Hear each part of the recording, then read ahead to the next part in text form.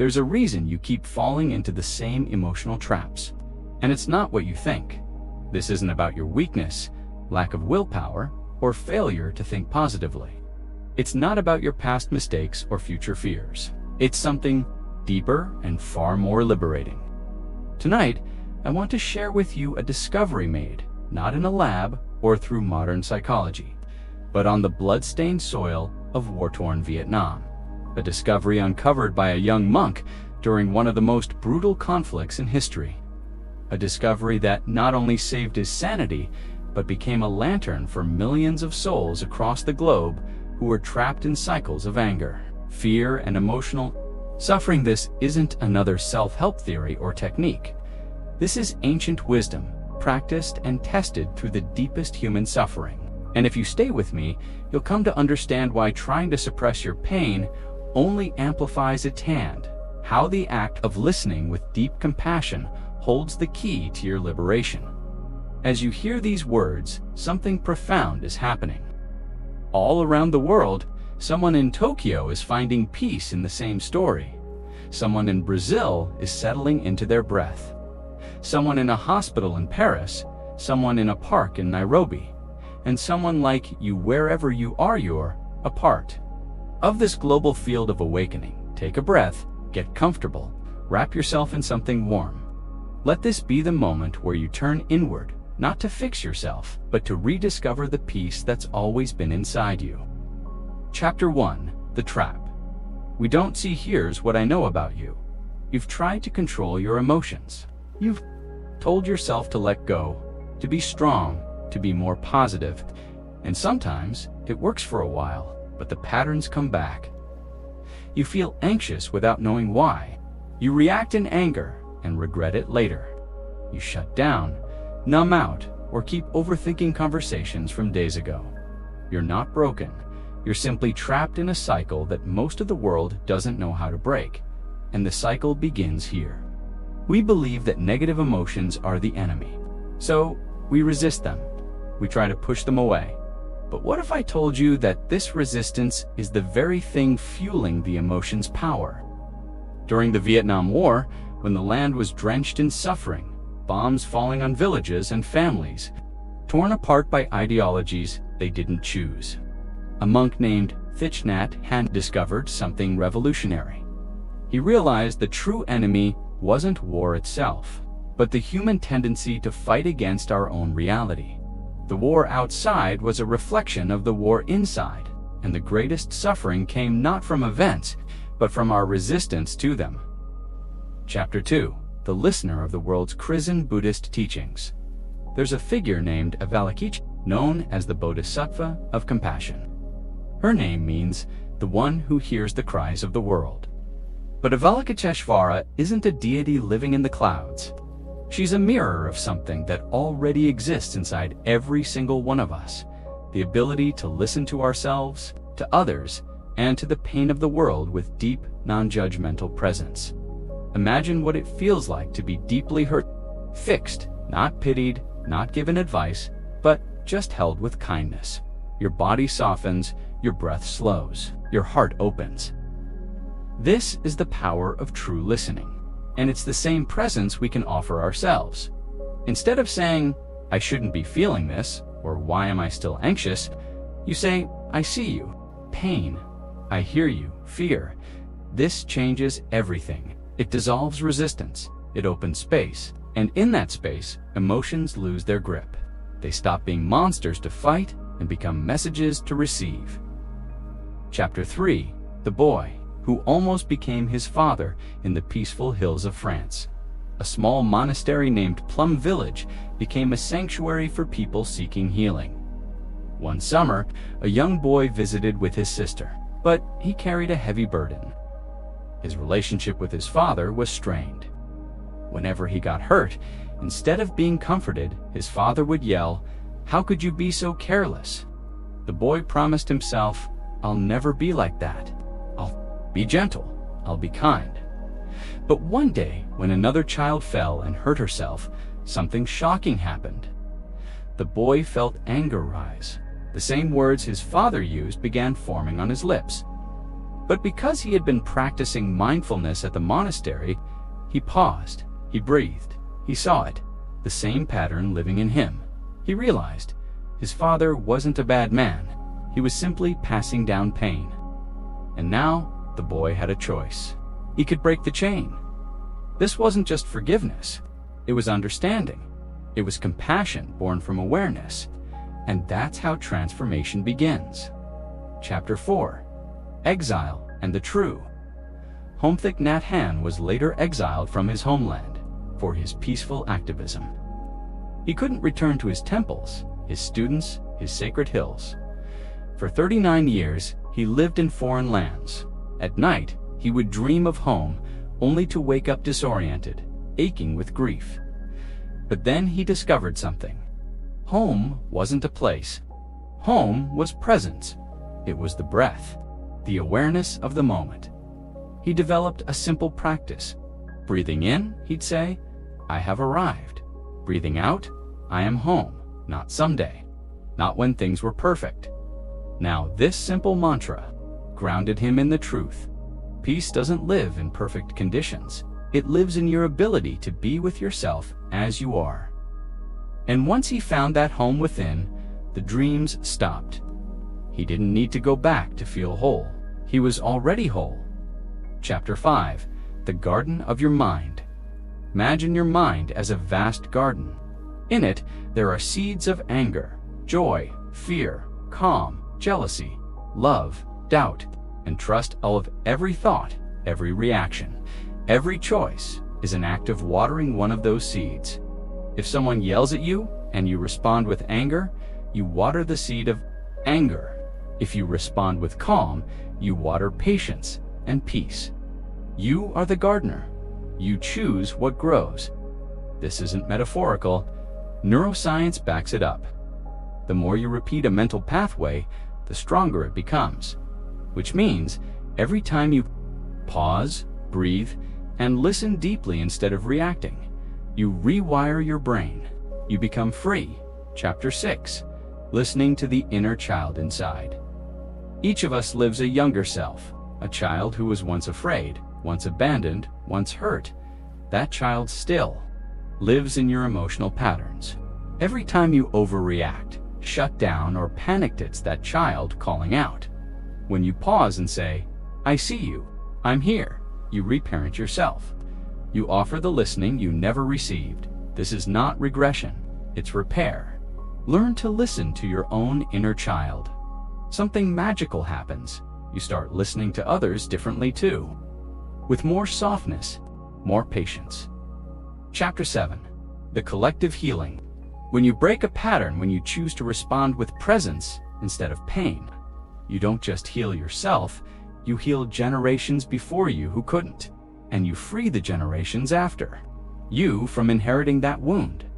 This is what Thich Nhat Hanh meant by healing forward and backward. You become the pivot point, the healing ancestor, the one who chose differently. Chapter 8. Everyday Freedom. These teachings aren't meant for mountaintops. They're for traffic jams, for tense dinner conversations, for silent nights when you can't sleep. Every moment is a chance to practice. Breathing in, "I have arrived." Breathing out, "I am home." Every emotion is a teacher. Every reaction is a bell inviting you to wake up. And in this waking up, in this simple act of listening, real freedom begins. Conclusion. The temple inside you. Welcome to me YouTube channel. But know this, the temple is not in a building. It's in your awareness. It's in your breath. Right now, someone in Mumbai, someone in Los Angeles, someone in Nairobi is also breathing with you, feeling their patterns, listening deeply. We are not alone. We are a quiet revolution of listeners, and every time we choose presence, we change the world. You don't have to become someone else to be free. You only have to stop running from who you are, because the peace you've been seeking isn't on the other side of healing. It's here, now, waiting in your next breath. There exists a sound so simple, yet so powerful, it has the capacity to call you home to yourself. It's not exotic or difficult to find. In fact, it's as ordinary as a bell ringing. But when approached with awareness and intention, this sound becomes a portal to inner peace and present moment consciousness in Buddhist communities across the world. The bell is not merely a signal or a tool for marking time. It is seen as the voice of the Buddha calling each soul back to their true home in the now. This idea transcends religion or dogma. It points toward a universal truth that we each carry within us the capacity to awaken, to live with peace, and to be fully present. The ritual before the ringing the bell is not a casual act. Before any sound is made, the bellmaster prepares themselves through mindfulness. This preparation is not ornamental, it is essential. The bellmaster first practices mindful breathing. Each inhale and exhale is intentional, gathering scattered thoughts, calming the nervous system, and anchoring awareness in the body. This inner stillness is the foundation from which the bell will ring. In this state of centeredness, the bellmaster silently recites body, speech, and mind in perfect oneness. I send my heart along with the sound of this bell. May the hearers awaken from forgetfulness and transcend the path of anxiety and sorrow. These words are not just poetic, they are an offering, a recognition that the bell is more than a transmission of care, of presence, of compassion. Imagine if we approached all our actions this way. Before sending a message, having a conversation, or making a decision, we took a breath, centered ourselves, and infused the moment with intention. How different would our lives be? The half sound, a gentle awakening once the bellmaster is ready. They offer a half sound, a soft tone that signals the upcoming full bell. This subtle sound allows those nearby to prepare. Conversations pause, movement still. Attention shifts inward. It is an invitation to stop, not and surrender, but in awakening, the mind, usually in constant motion, is given permission to rest. No longer running through to-do lists or revisiting past regrets, it pauses to receive the fullness of now. Then the bell rings in its fullness. The practice of listening as the bell's resonance fills the space. Those present engage in deep listening and mindful breathing. The traditional practice involves silently saying, inhale, listen, listen, exhale. This wonderful sound brings me back to my true home. But what is this true home? It is not a physical place. It is a state of being, a place where we feel safe, whole, and truly alive. It is found in presence, in being fully engaged with what is here now. Whether holding a child, walking through nature, or feeling sunlight on your face, true home is always within reach. Rewiring the nervous system, the bell, isn't magic. But repeated exposure to its sound in a mindful context conditions the nervous system to associate the bell with peace. Over time, this becomes second nature. You can use any sound: a phone ring, a clock chime, even a car horn, a mindfulness bell. Imagine letting the phone ring 3 times while you take conscious breaths before answering, or taking a breath before speaking during a tense conversation.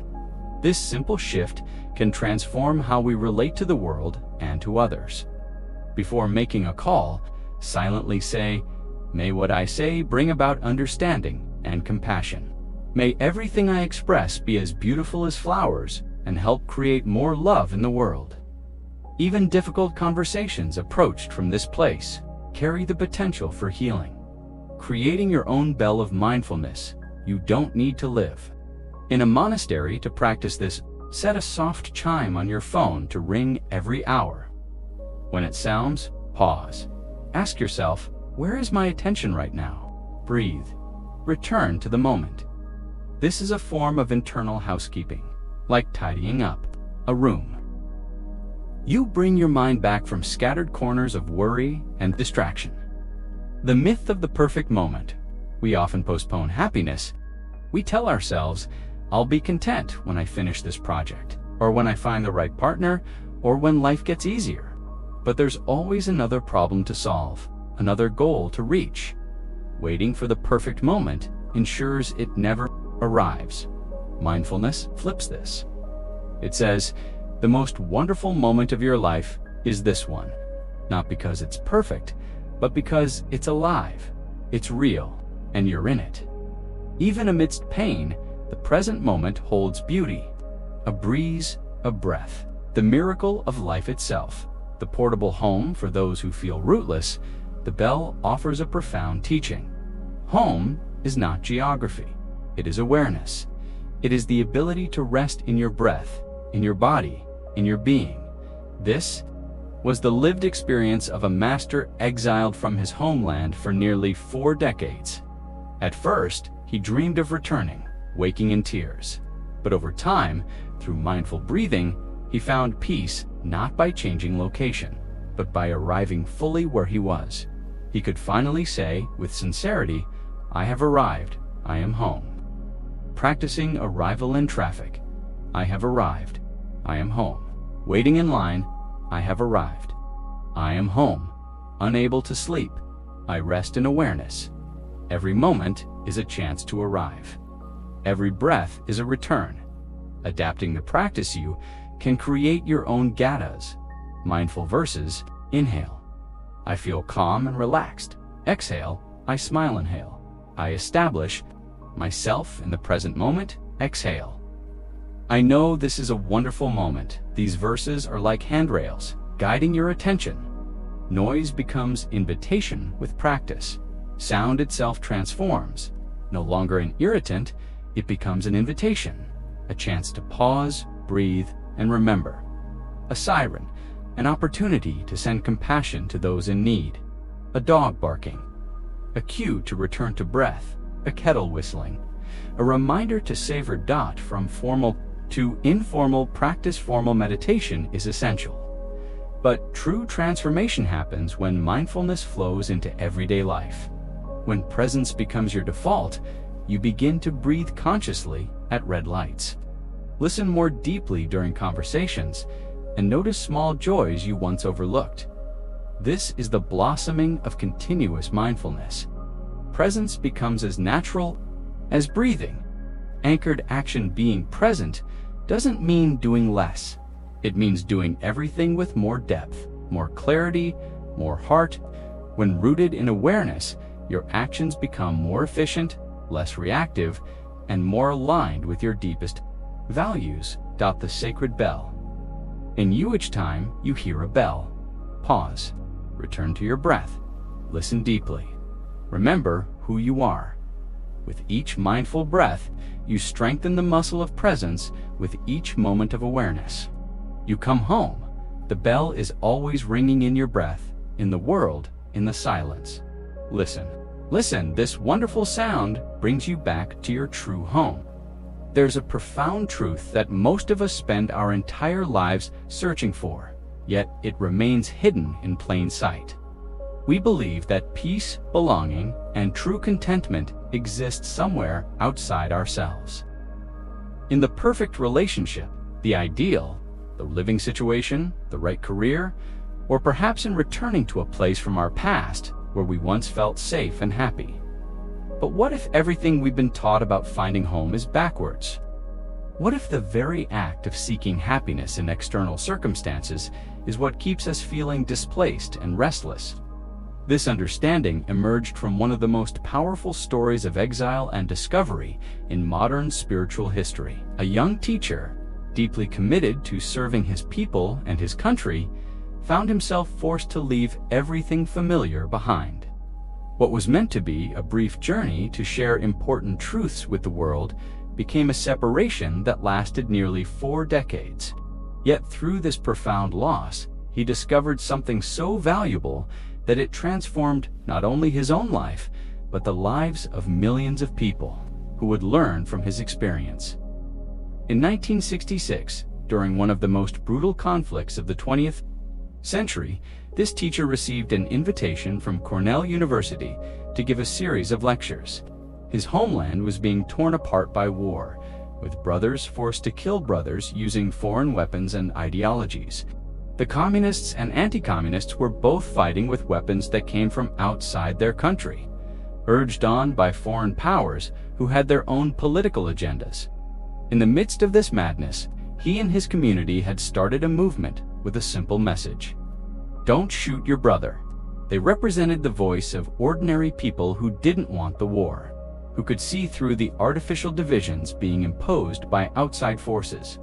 But their calls for peace and reconciliation were silenced by both warring parties. Sometimes, the only way they could get the world's attention was through the most extreme sacrifice imaginable.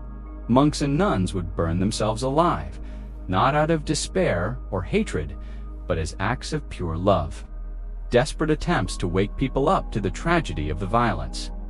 When the university invitation came, the teacher planned to stay in America.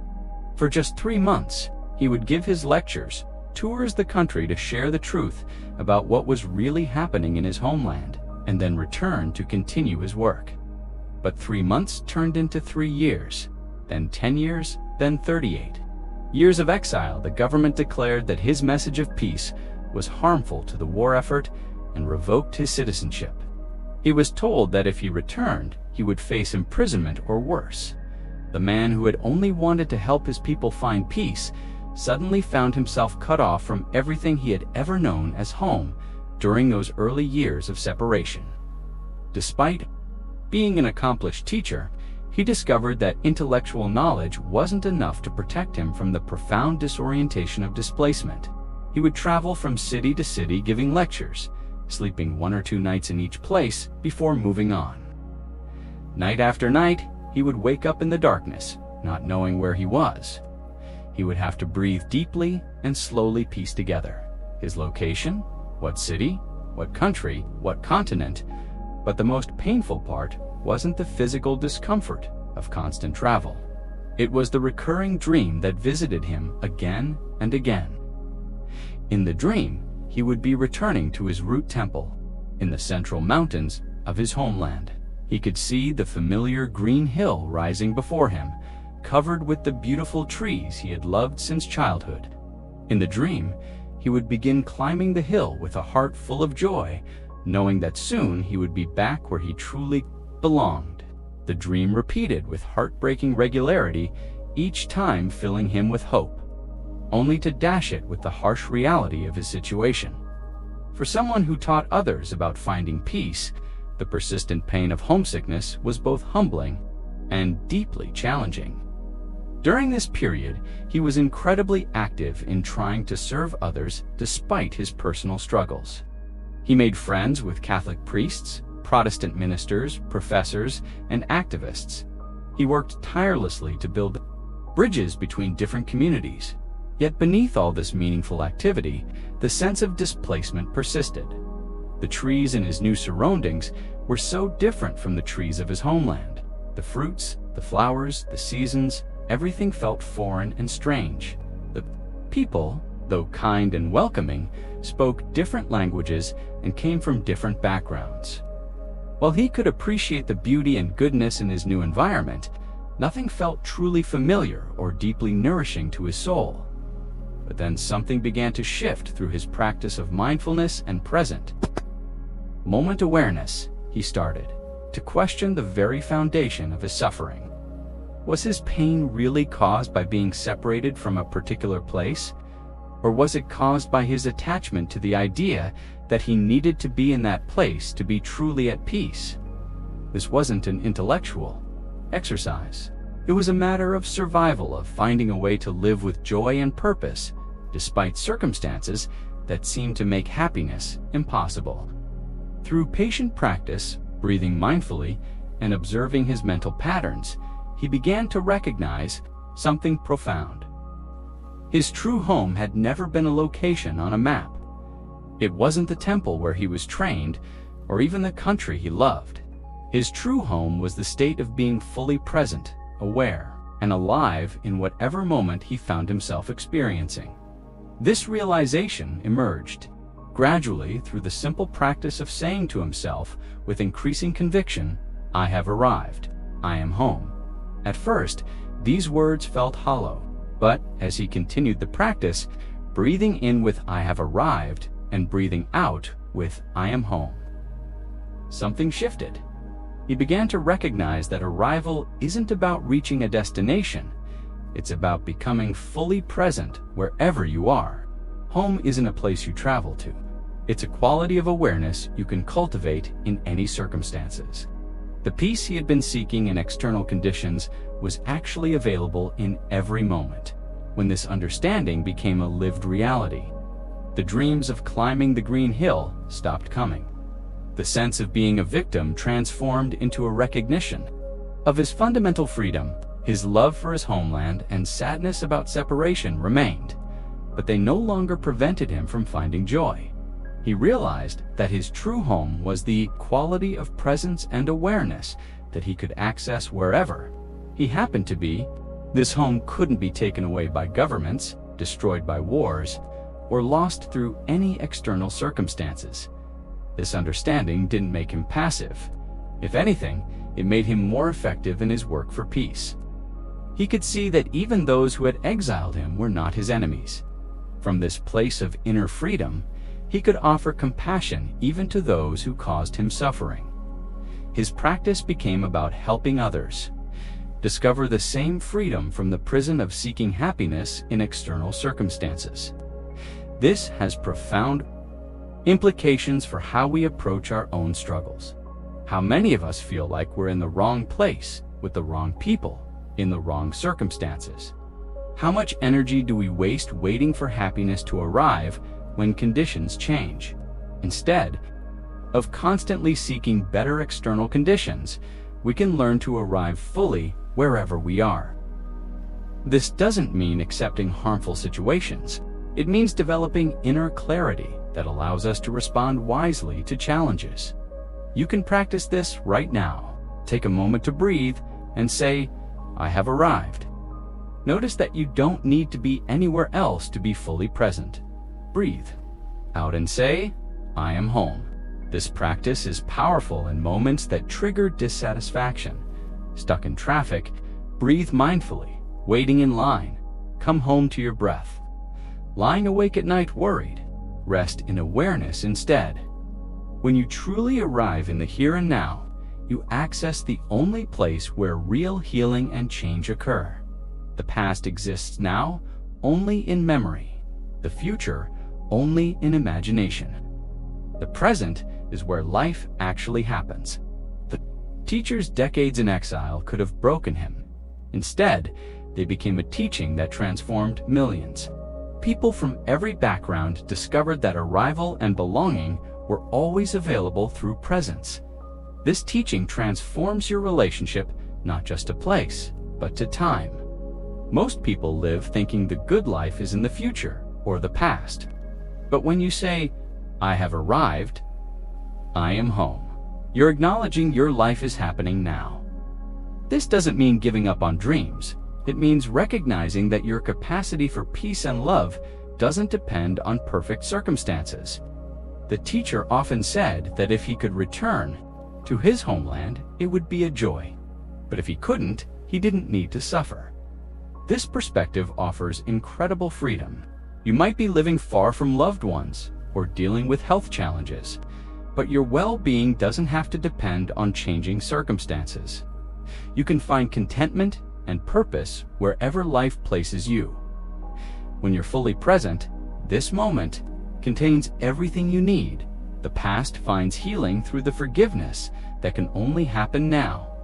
This is why I have arrived. I am home became the essence of decades of spiritual practice. It's not denial. It's recognizing that your true nature, your capacity for love, wisdom, and peace is available now.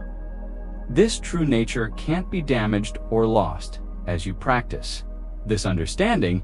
You may notice your relationship to travel changes. Sometimes the greatest acts of courage don't happen on battlefields. They happen in silence.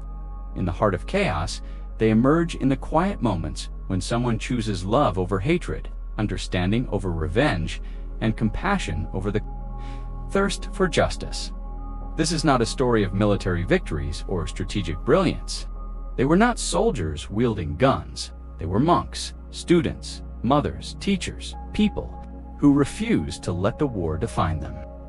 They chose to heal where others destroyed, to unite where others divided. to love where hatred seemed inevitable. Chapter 1. A country divided by foreign powers in the 1960s. Vietnam, a breathtakingly beautiful country in Southeast Asia, became the epicenter of one of the bloodiest conflicts of the 20th century. But the Vietnamese people had not asked for this war. Foreign ideologies, foreign weapons, and foreign powers had drawn lines in their land, turning neighbors into enemies. On one side, the communists, backed by the Soviet Union; on the other, anti-communists, armed by the United States. Vietnamese men and boys were handed rifles and told to kill fellow countrymen. Villages were bombed, families ripped apart. Entire generations grew up knowing only fear and loss. But the deepest wound wasn't on the land, it was in the spirit. Compassion gave way to suspicion. Brotherhood turned into hostility. Ancient values of kindness and harmony were buried. Beneath political slogans and propaganda, Chapter 2, the peaceful rebellion amidst this horror. A movement began. It started not with soldiers, but with monks and nuns. They spoke no slogans. Of division, they carried no flags of power. Their message was heartbreakingly simple. Don't shoot your brother. This was not a call for victory. It was a plea for humanity, for remembrance, that the enemy soldier might have been a childhood friend. That both sides loved the same rice fields, told the same stories, prayed to the same ancestors. Their path engaged Buddhism, a spirituality that refused to retreat from the world. Instead, it stepped into the fire with mindfulness, with compassion, with the commitment to act. Chapter 3. When silence means death, but the world didn't want to listen. Caught between powerful regimes, these voices were silenced. Labeled as traitors, censored by both the North and the South, their articles were banned, their books burned, their calls for peace seen as threats to the war. When words failed, they turned to action, and when action failed, they turned to sacrifice. In June 1963, the world woke to an image that would forever haunt its conscience. Poured gasoline over himself and struck a match. Flames engulfed his body, yet he did not scream. He did not move.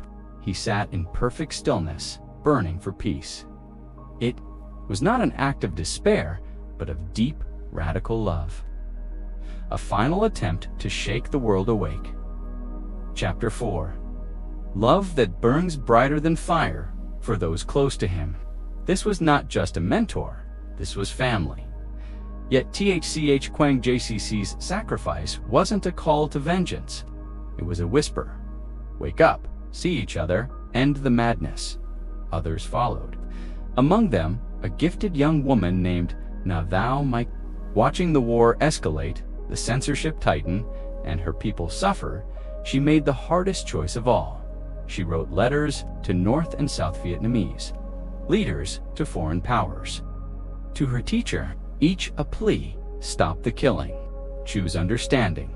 Then one morning in front of Ting Temple, she lit the match. She died with the same prayer on her lips: for peace, not power; for forgiveness, not fury; for love, not hatred.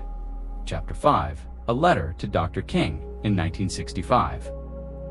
Far across the globe, another man was fighting his own war. Dr. Martin Luther King Jr. was marching through the streets of America, demanding justice for Black lives, demanding dignity, demanding that a nation wake up to its own sins. THCH and THN saw the parallel. He wrote to Dr. King, explaining why monks were burning themselves, not as suicide, not from despair, but as offerings of love. It is not that they do not love life, he wrote, but because they love it so deeply, they are willing to burn to keep it alive. The letter reached Dr. King, and it changed everything. When the two finally met in Chicago, a deep bond formed. They spoke not just of war, but of the human soul. They saw that racism and militarism were twin diseases, that the only cure was a revolution of the heart. 1 year later, Dr. King spoke out against the Vietnam War. His advisors warned him not to, But he couldn't remain silent. He had seen too much, felt too much, known too much. "Thch net Hn is my brother," he said. "His compassion moves me to the core." Chapter 6. The Price of Peace. Speaking for peace came at a cost. Thchnht. Hn was exiled from Vietnam, his citizenship revoked, his voice labeled a threat. He couldn't return home.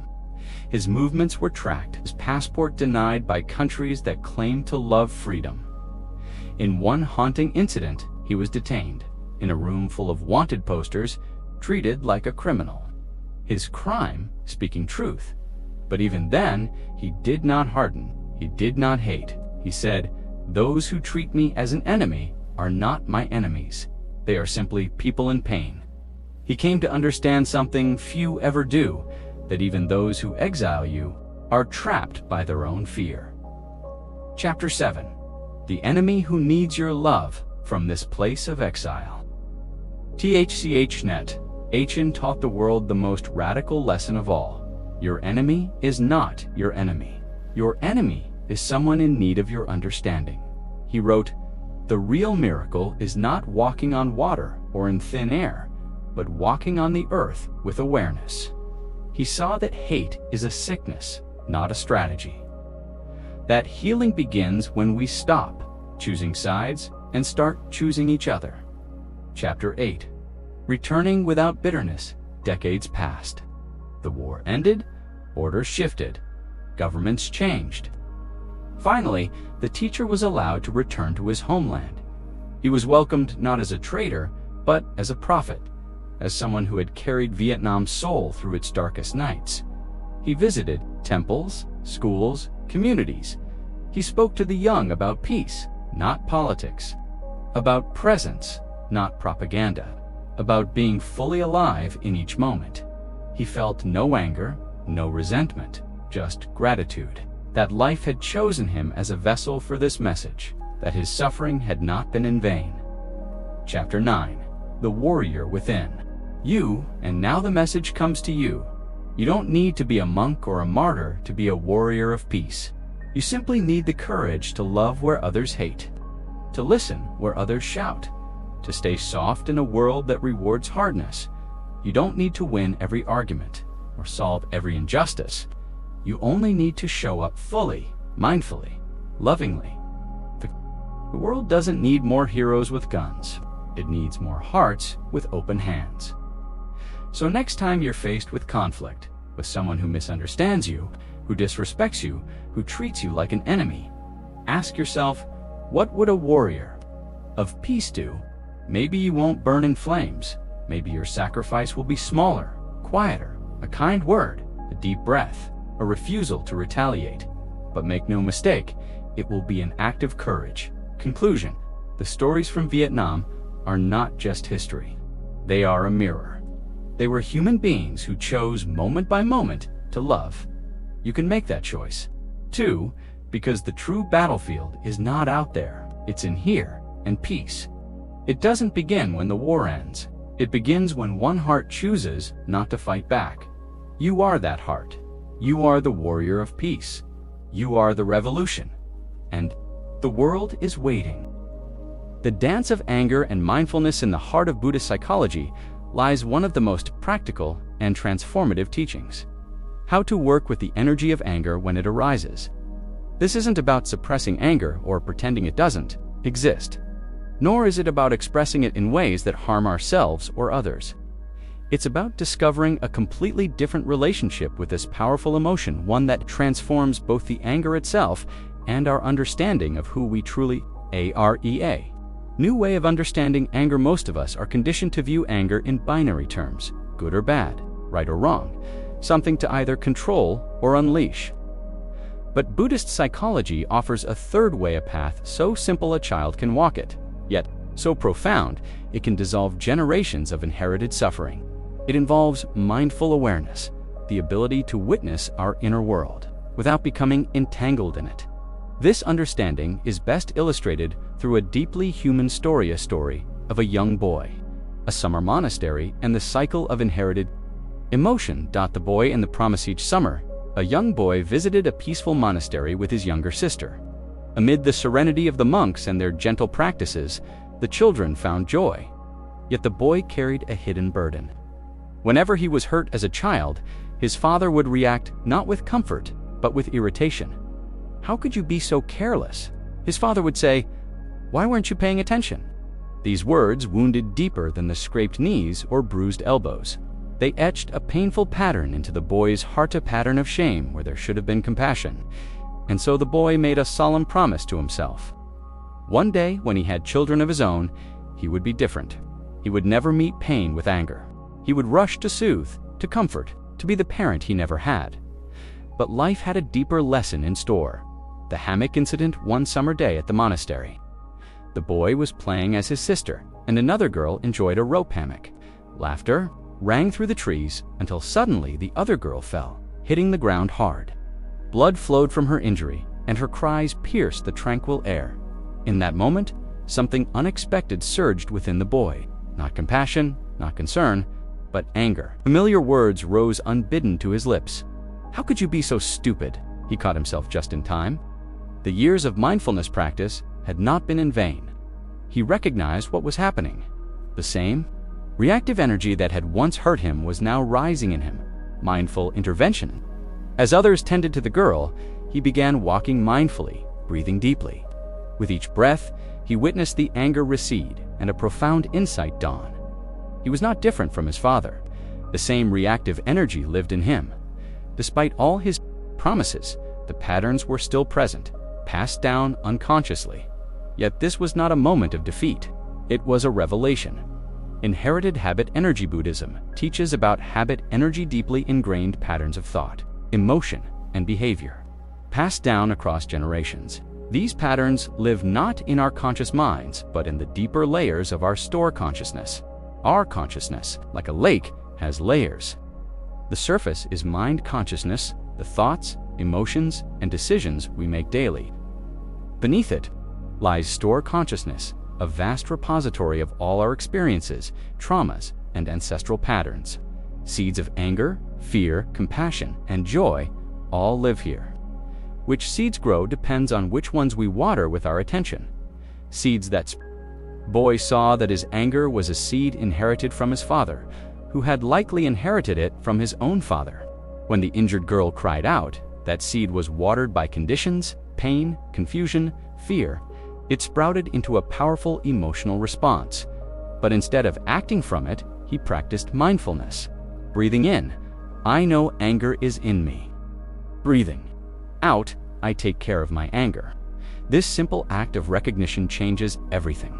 It breaks the chain. The crying baby metaphor. Buddhist teachings offer a beautiful metaphor. Imagine a mother hearing her baby cry. She doesn't analyze or scold the baby. She picks it up, holds it, offers tenderness. Only then does she investigate the cause of the cry. In the same way, we can hold our anger like a crying baby. We acknowledge it, breathe with it, listen to it. I see you're here, anger. I'm holding you with care. I want to understand you. As we continue breathing mindfully, we begin to understand what's beneath the anger. Often, it's pain, or fear, or unmet needs. When seen clearly, anger begins to soften and transform. The alchemy of awareness mindfulness doesn't destroy anger. It transforms it. Like sunlight melting ice, awareness softens the frozen energy of reactivity. The boy saw that his father wasn't a monster. He was someone who had never learned to hold his own pain. With this insight, the boy's resentment melted. In its place grew compassion. He imagined returning home and saying, "Father, I have the same habit energy as you. Let's practice. Together, let's heal together." This is the essence of transformational mindfulness, healing generational wounds. When we heal, we don't just heal ourselves. We heal our ancestors and our descendants. Every time we meet anger with mindfulness instead of reactivity, we interrupt the cycle of suffering. This is the power of the present moment. This is why the practice is revolutionary. The boy's moment of awareness ensured that his future children would not inherit the same wound. And somehow, through the mysterious web of connection, his healing reached backward, offering peace to those who came before. the energy of mindfulness to work with anger skillfully. We must cultivate the energy of mindfulness, the capacity to stay present with our inner world without being overwhelmed. This requires daily practice: mindful breathing, mindful walking, mindful speaking. These simple disciplines strengthen our ability to observe our emotions without being consumed. Buddhist psychology identifies 51 categories of mental formations. Some are wholesome: compassion, joy, gratitude. Others are unwholesome: anger, envy, delusion. But none are fixed. All can be transformed with mindful attention. Transforming the battlefield, we often treat ourselves like a battlefield: good versus bad, love versus hate. But healing comes not from war, but from understanding. Mindfulness is like a wise older sibling, holding a tantruming child, not with judgment, but with care. When we stop seeing anger as the enemy and start listening to it, we realize it's often protecting something precious: a boundary, a value, a wound. Practical steps for daily life whenever anger arises. Follow this simple practice. Pause. Notice the physical sensations. Breathe. Bring awareness to your breath. Acknowledge, say internally, "I see you." Anger. Hold with care. Imagine holding it like a crying baby. Listen, ask, "What do you need?" What are you protecting? Respond, not react. Choose your next action mindfully, even if you only do this for a minute. The result is profound, becoming a source of peace when we respond to others. Anger with mindfulness instead of reactivity, we create safety. We model another way. We become a sanctuary. This ripple effect heals families, communities, and even societies. The boy at the monastery taught us something vital. We don't have to be perfect to change the world. We just have to be aware. One conscious breath can dissolve centuries of pain. Conclusion: the sacred task of transformation through mindfulness. Anger is no longer a destructive force but a messenger. It shows us where healing is needed. Every time we pause, breathe, and choose awareness, we become part of the great healing, not just of our own hearts, but of the ancestral wounds we carry and the future generations we touch. This is the path. This is the practice. This is the sacred work of transforming pain into peace. Breathe, be aware. Begin again. There's a moment in every person's life when they have the opportunity to look honestly in the mirror and see not just themselves, but the long line of ancestors whose patterns and struggles live on through them. This moment of recognition can be devastating or liberating, depending on whether we meet it with judgment or compassion. What you're about to discover is how one young person's moment of startling self-recognition became a doorway to healing that reached both backward through generations of inherited pain and forward into a future free from cycles of unconscious suffering. The boy at the monastery had reached that crucial moment during his walking meditation after witnessing his own reactive anger toward the injured girl. As he continued to breathe mindfully and walk slowly through the peaceful grounds, allowing his nervous system to settle and his mind to clear, a profound understanding began to emerge that would change everything about how he saw himself, his father, and the nature of family patterns. He began to recognize something that Buddhist psychology calls continuation, the understanding that we are not separate, isolated individuals who spring into existence from nowhere, but rather living expressions of all the experiences, patterns, and energies that have been passed down through our family lines. He started to see that he was literally a continuation of his father, carrying not just physical genes, but emotional and mental patterns that had been transmitted through countless interactions and examples. This wasn't an abstract philosophical concept, but a lived realization that he could feel in his body and mind. The energy of anger that had arisen when he saw the injured girl wasn't really his anger in any personal sense. It was the same energy that had been moving through his family line perhaps for generations. His father's harsh reactions to childhood injuries probably came from his father's father, who had learned it from his father before him, stretching back through a long line of people who had never discovered a different way to respond to their own pain and overwhelm. The Buddhist teaching calls this habit energy, patterns of reaction that become so deeply ingrained they operate below the level of conscious choice. These patterns get transmitted not through formal teaching, but through countless small moments of modeling and response. Every time his father had reacted with irritation instead of comfort when he was hurt, that pattern was being passed on, stored in the boy's developing nervous system as the normal way adults respond to children's pain. But what made this realization truly transformative, rather than simply depressing, was the boy's growing understanding that he and his father were both victims of this inherited pattern. His father hadn't chosen to be harsh any more than the boy had chosen to carry anger toward injured people. They were both caught in what Buddhism calls samsara, the cycle of unconscious suffering that continues until someone develops enough awareness to interrupt it. This shift in perspective was like watching the sunrise after a long, dark night. Instead of seeing his father as someone who had deliberately chosen to hurt him, the boy began to see his father as someone who was also suffering under the weight of inherited patterns he had never learned to transform. His father's irritation and blame probably came from his own childhood, experiences of not receiving comfort when he was hurt, and from the overwhelming stress of trying to protect and provide for his family without adequate emotional resources. The boy could see his father as a fellow victim rather than as an enemy. Something miraculous happened in his heart. The anger and resentment that had lived there for years simply began to dissolve, replaced by a deep sense of compassion and understanding. He found himself thinking, "My father has been carrying this burden of reactive patterns his whole life. How much he must have suffered, never knowing how to respond differently. How lonely he must have felt, trapped in reactions he couldn't control." This compassionate understanding didn't excuse harmful behavior or suggest that children should simply accept poor treatment. Rather, it offered a perspective that could heal the wounds of the past while creating the possibility for a different future. The boy realized that his father's harsh reactions had come from pain and overwhelm, not from lack of love. His father had probably wanted to be a good parent, but simply didn't have the tools or awareness to respond differently when his own stress and inherited patterns were triggered. With this understanding came a profound desire for liberation, not just for himself, but for his father and for all the ancestors who had carried these same struggling patterns without knowing how to transform them.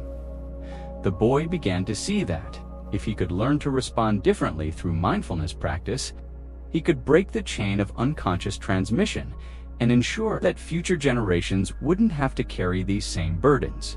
But even more remarkably, he sensed that somehow his healing could reach backward as well as forward.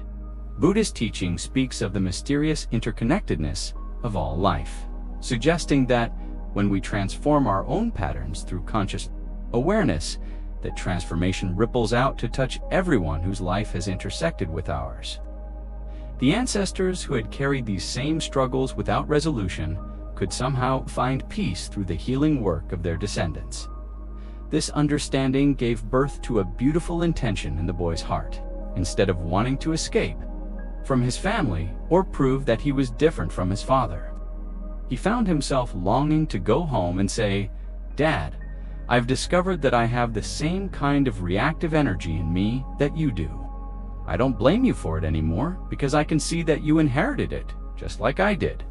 But I've also learned that there are practices that can help us both be free from these patterns. Would you like to practice together so we can both find peace?"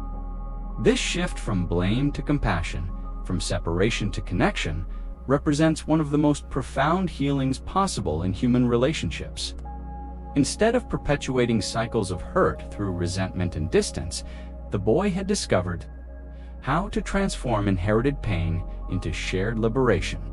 He had learned that the very patterns that seemed to divide him from his father could actually become bridges to deeper understanding and mutual healing.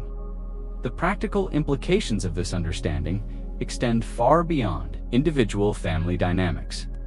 When we can see ourselves and others as products of countless inherited influences, rather than as autonomous agents who choose their reactions freely, it naturally gives rise to compassion rather than judgment. That coworker who always seems defensive, that neighbor who reacts with suspicion to friendly overtures, that family member who can't seem to express appreciation, they're all carrying patterns they inherited rather than chose. This doesn't mean becoming passive or accepting harmful behavior without boundaries. Rather, it means responding to difficult patterns with the understanding that they arise from suffering rather than malice. When someone reacts with anger or criticism, we can remember that they're expressing inherited pain rather than their deepest truth. This perspective naturally evokes patience and compassion rather than counter-reactivity. The Buddhist's teaching about breaking generational patterns also reveals something profound about the nature of time and healing. We usually think of time as linear. The past is finished and gone. The future hasn't happened yet, and healing can only affect what comes next.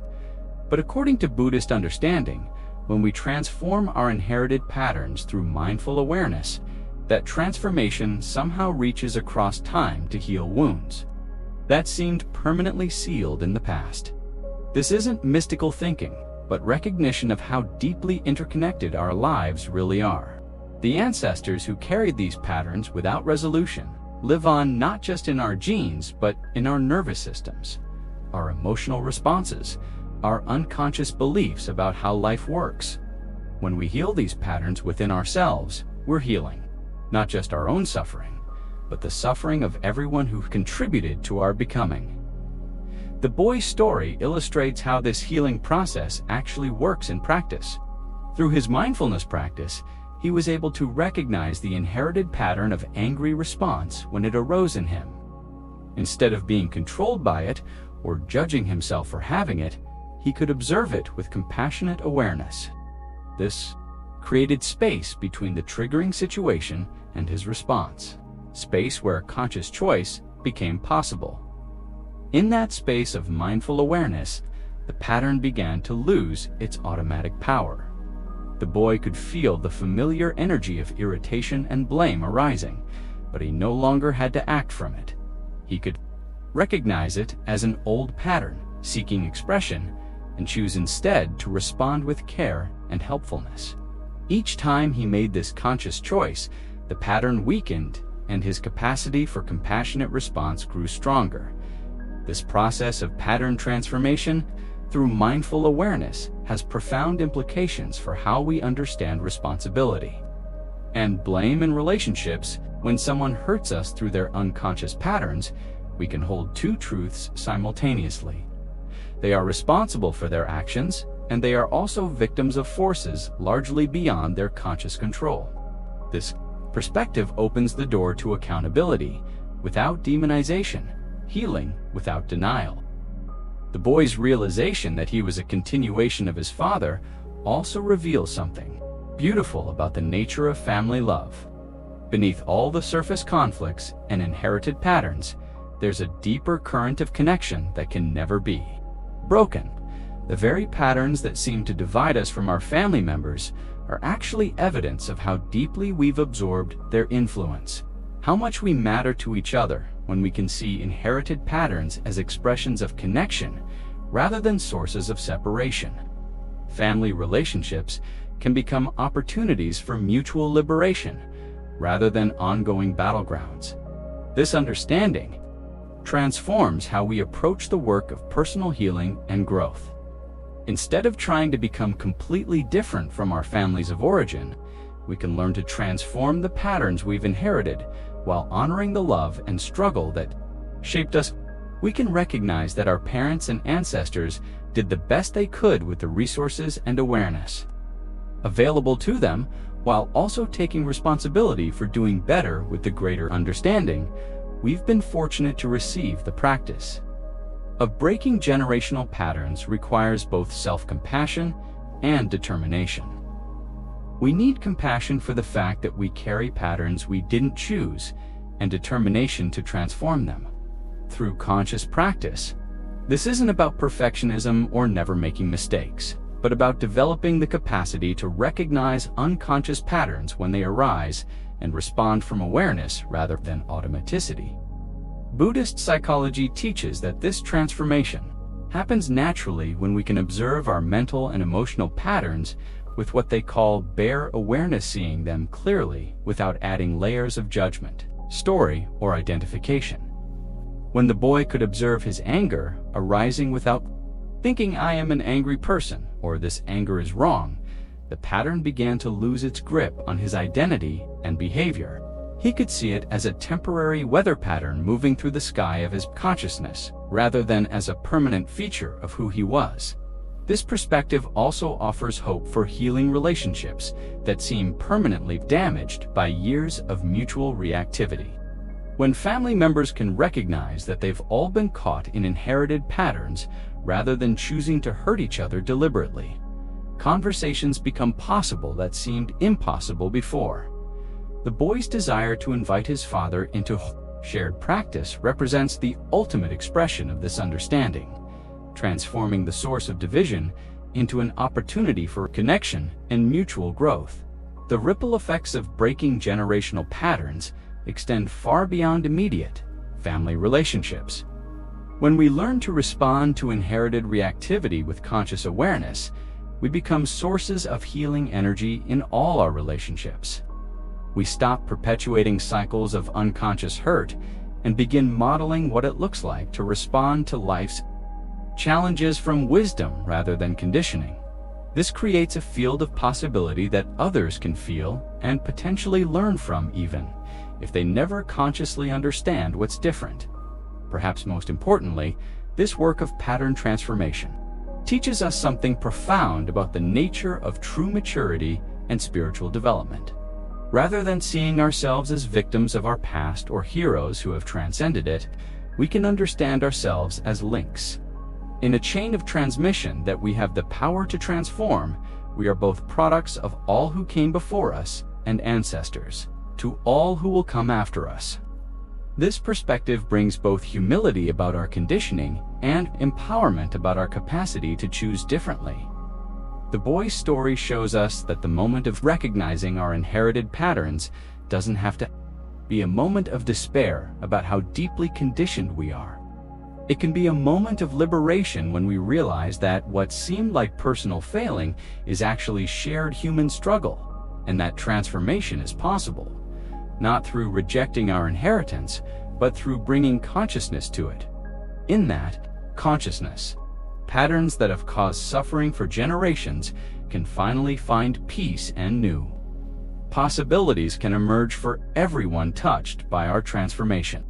There's a moment in every person's life when they have the opportunity to look honestly in the mirror and see not just themselves, but the long line of ancestors whose patterns and struggles live on through them. This moment of recognition can be devastating or liberating depending on whether we meet it with judgment or compassion. What you're about to discover is how one young person's moment of startling self-recognition became a doorway to healing that reached both backward through generations of inherited pain and forward into a future free from cycles of unconscious suffering. The boy at the monastery had reached that crucial moment during his walking meditation after witnessing his own reactive anger toward the injured girl. As he continued to breathe mindfully and walk slowly through the peaceful grounds, allowing his nervous system to settle and his mind to clear, a profound understanding began to emerge that would change everything about how he saw himself, his father, and the nature of family patterns. He began to recognize something that Buddhist psychology calls continuation. The understanding that we are not separate, isolated individuals who spring into existence from nowhere, but rather living expressions of all the experiences, patterns, and energies that have been passed down through our family lines. To see that he was literally a continuation of his father, carrying not just physical genes, but emotional and mental patterns that had been transmitted through countless interactions and examples.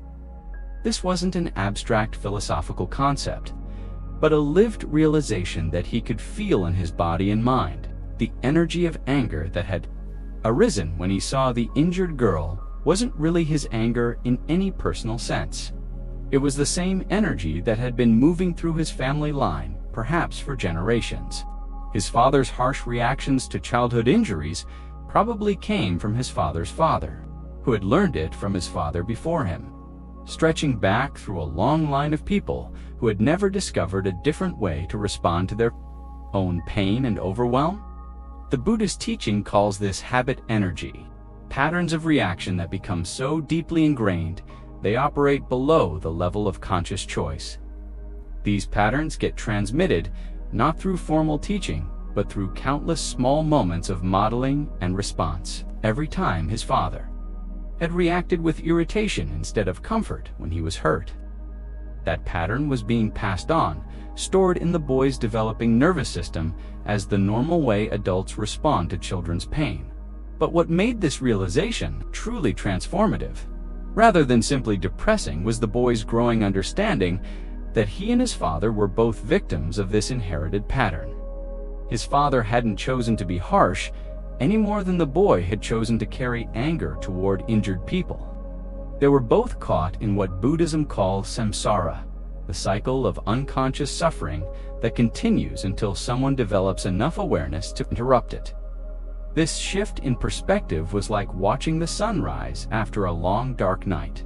Instead of seeing his father as someone who had deliberately chosen to hurt him, the boy began to see his father as someone who was also suffering under the weight of inherited patterns he had never learned to transform.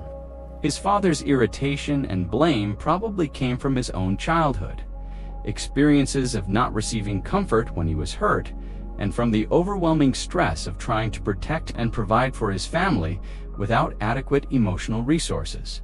When the boy could see his father as a fellow victim rather than as an enemy, something miraculous happened in his heart. The anger and resentment that had lived there for years simply began to dissolve, replaced by a deep sense of compassion and understanding. He found himself thinking, "My father has been carrying this burden of reactive patterns his whole life. How much he must have suffered, never knowing how to respond differently. How lonely he must have felt, trapped in reactions he couldn't control." This compassionate understanding didn't excuse harmful behavior or suggest that children should simply accept poor treatment. Rather, it offered a perspective that could heal the wounds of the past while creating the possibility for a different future. The boy realized that his father's harsh reactions had come from pain and overwhelm, not from lack of love. His father had probably wanted to be a good parent, but simply didn't have the tools or awareness to respond differently when his own stress and inherited patterns were triggered. With this understanding came a profound desire for liberation, not just for himself, but for his father, and for all the ancestors who had carried these same struggling patterns without knowing how to transform them. The boy began to see that if he could learn to respond differently through mindfulness practice, he could break the chain of unconscious transmission and ensure that future generations wouldn't have to carry these same burdens. But even more remarkably, he sensed that somehow his healing could reach backward as well as forward. Buddhist teaching speaks of the mysterious interconnectedness of all life, suggesting that when we transform our own patterns through conscious awareness, that transformation ripples out to touch everyone whose life has intersected with ours. The ancestors who had carried these same struggles without resolution could somehow find peace through the healing work of their descendants. This understanding gave birth to a beautiful intention in the boy's heart. Instead of wanting to escape from his family or prove that he was different from his father, he found himself longing to go home and say, "Dad, I've discovered that I have the same kind of reactive energy in me that you do. I don't blame you for it anymore because I can see that you inherited it just like I did. But I've also learned that there are practices that can help us both be free from these patterns. Would you like to practice together so we can both find peace?" This shift from blame to compassion, from separation to connection, represents one of the most profound healings possible in human relationships. Instead of perpetuating cycles of hurt through resentment and distance, the boy had discovered how to transform inherited pain into shared liberation. He had learned that the very patterns that seemed to divide him from his father could actually become bridges to deeper understanding and mutual healing. The practical implications of this understanding extend far beyond individual family dynamics. When we can see ourselves and others as products of countless inherited influences, rather than as autonomous agents who choose their reactions freely, it naturally gives rise to compassion rather than judgment. That coworker who always seems defensive, that neighbor who reacts with suspicion to friendly overtures, that family member who can't seem to express appreciation. They're all carrying patterns they inherited rather than chose. This doesn't mean becoming passive or accepting harmful behavior without boundaries. Rather, it means responding to difficult patterns with the understanding that they arise from suffering rather than malice. When someone reacts with anger or criticism, we can remember that they're expressing inherited pain rather than their deepest truth. This perspective naturally evokes patience and compassion rather than counter-reactivity. The Buddhist teaching about breaking generational patterns also reveals something profound about the nature of time and healing. We usually think of time as linear. The past is finished and gone. The future hasn't happened yet, and healing can only affect what comes next. But according to Buddhist understanding, when we transform our inherited patterns through mindful awareness, that transformation somehow reaches across time to heal wounds that seemed permanently sealed in the past. This isn't mystical thinking, but recognition of how deeply interconnected our lives really are. The ancestors who carried these patterns without resolution live on not just in our genes, but in our nervous systems, our emotional responses, our unconscious beliefs about how life works. When we heal these patterns within ourselves, we're healing not just our own suffering, but the suffering of everyone who contributed to our becoming. The boy's story illustrates how this healing process actually works in practice. Through his mindfulness practice, he was able to recognize the inherited pattern of angry response when it arose in him. Instead of being controlled by it or judging himself for having it, he could observe it with compassionate awareness. This created space between the triggering situation and his response, space where conscious choice became possible. In that space of mindful awareness, the pattern began to lose its automatic power. The boy could feel the familiar energy of irritation and blame arising, but he no longer had to act from it. He could recognize it as an old pattern, seeking expression, and choose instead to respond with care and helpfulness. Each time he made this conscious choice, the pattern weakened and his capacity for compassionate response grew stronger. This process of pattern transformation through mindful awareness has profound implications for how we understand responsibility and blame in relationships. When someone hurts us through their unconscious patterns, we can hold two truths simultaneously. They are responsible for their actions, and they are also victims of forces largely beyond their conscious control. This perspective opens the door to accountability without demonization, healing without denial. The boy's realization that he was a continuation of his father also reveals something beautiful about the nature of family love. Beneath all the surface conflicts and inherited patterns, there's a deeper current of connection that can never be broken. The very patterns that seem to divide us from our family members are actually evidence of how deeply we've absorbed their influence, how much we matter to each other when we can see inherited patterns as expressions of connection rather than sources of separation. Family relationships can become opportunities for mutual liberation rather than ongoing battlegrounds. This understanding transforms how we approach the work of personal healing and growth. Instead of trying to become completely different from our families of origin, we can learn to transform the patterns we've inherited while honoring the love and struggle that shaped us. We can recognize that our parents and ancestors did the best they could with the resources and awareness available to them, while also taking responsibility for doing better with the greater understanding we've been fortunate to receive. The practice of breaking generational patterns requires both self-compassion and determination. We need compassion for the fact that we carry patterns we didn't choose and determination to transform them through conscious practice. This isn't about perfectionism or never making mistakes, but about developing the capacity to recognize unconscious patterns when they arise and respond from awareness rather than automaticity. Buddhist psychology teaches that this transformation happens naturally when we can observe our mental and emotional patterns with what they call bare awareness, seeing them clearly without adding layers of judgment, story, or identification. When the boy could observe his anger arising without thinking, "I am an angry person," or "this anger is wrong," the pattern began to lose its grip on his identity and behavior. He could see it as a temporary weather pattern moving through the sky of his consciousness, rather than as a permanent feature of who he was.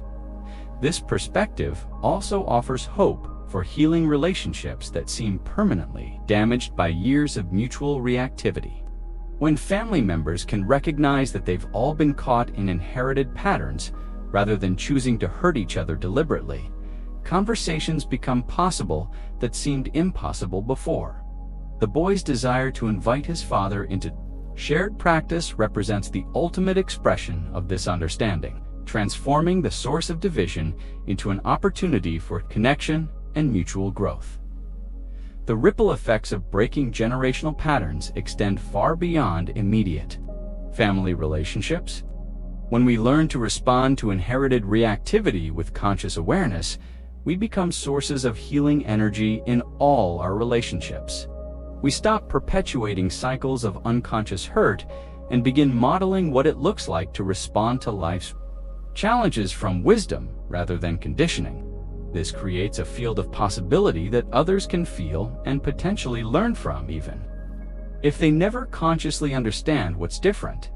Perhaps most importantly, this work of pattern transformation teaches us something profound about the nature of true maturity and spiritual development. Rather than seeing ourselves as victims of our past or heroes who have transcended it, we can understand ourselves as links in a chain of transmission that we have the power to transform. We are both products of all who came before us and ancestors, to all who will come after us. This perspective brings both humility about our conditioning and empowerment about our capacity to choose differently.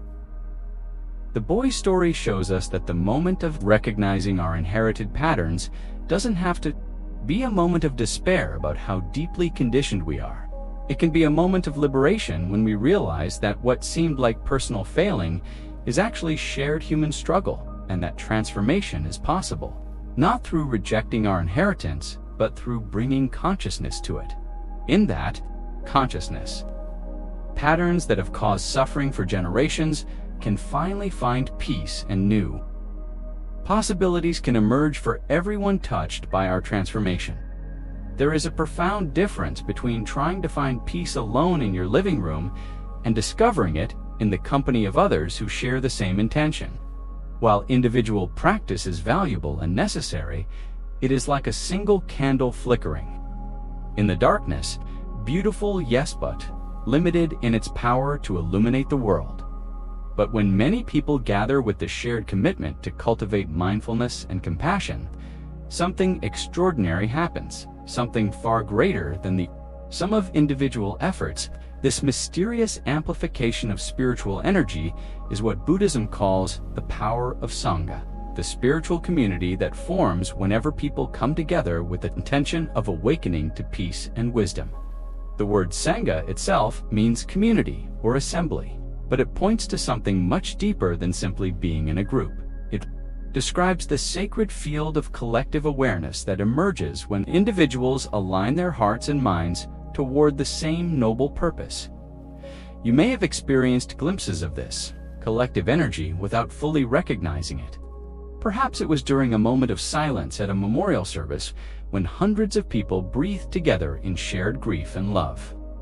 Maybe it was during a concert when the entire audience seemed to merge into one being, carried by the beauty of the music, or it could have been as simple as sitting quietly with family members around a dinner table. feeling held by something larger than any individual present. These moments of collective presence offer a taste of what becomes available. When people consciously practice together, the power of shared practice becomes most evident in how it transforms individual struggles that can feel overwhelming when faced alone. Imagine trying to carry a heavy load by yourself versus having many hands to help share the burden. When you are wrestling with anxiety, depression, grief, or any form of suffering and isolation, your individual capacity for peace and clarity can easily become exhausted. But when you allow yourself to be held by the collective energy of a community committed to healing and awakening, your personal struggles find support in something much larger than your own limited resources. This support happens not through advice giving or problem solving, but through the simple power of shared presence. When a group of people sits together in mindful silence, breathing consciously, and maintaining awareness of the present moment, they create what could be called a field of peace that naturally penetrates into each individual. Your nervous system begins to attune to the collective calm. Your scattered thoughts start to settle, and you find yourself accessing states of peace that seemed impossible when you were struggling alone. Buddhist communities have developed specific practices that harness this collective energy for maximum healing benefit. One of the most powerful is the practice of eating meals together in complete silence, transforming the ordinary act of nourishment into a profound spiritual practice. This is not the awkward silence of people who have nothing to say to each other, but the rich silence of individuals who are so present with their experience that words become unnecessary. When you sit down to eat with others in this way, something beautiful begins to unfold. Instead of the usual dinner conversation that keeps your mind occupied with stories, opinions, and social dynamics, you have the opportunity to bring your complete attention to the miracle of nourishment. You can actually taste your food instead of consuming it mindlessly while thinking about other things. You can feel gratitude arising naturally as you recognize the countless gifts that have come together. To make this meal possible, the practice begins before you even take your first bite. You pause and look at the food in front of you with fresh eyes, as if seeing nourishment for the first time. That simple piece of bread on your plate isn't just flour and water that's been baked. It's what Buddhist teaching calls an ambassador from the cosmos, carrying within it the energy of sun and rain, soil and seed, the work of countless hands, and the love of everyone who contributed to bringing it to your table. When you can see a piece of bread in its true nature as the body of the cosmos coming to nourish you, something shifts in your relationship, not just to food, but to existence itself. You begin to understand that you're not a separate being consuming resources from an external world, but rather a temporary expression of the same life force that animates everything around you. The bread is you, and you are the bread, arising from the same source and returning to the same source. This understanding naturally gives rise to reverence and gratitude. You place the bread in your mouth, not as a consumer taking from the world, but as one part of life receiving nourishment. From another part of life, you chew slowly and mindfully, actually tasting the sweetness and texture, feeling the way your body receives and transforms this gift. Most importantly, you chew only the bread, not your worries about tomorrow, not your resentments about yesterday, not your plans and fantasies and mental stories. This distinction between mindful consumption and unconscious consumption reveals something profound about how we create our own suffering.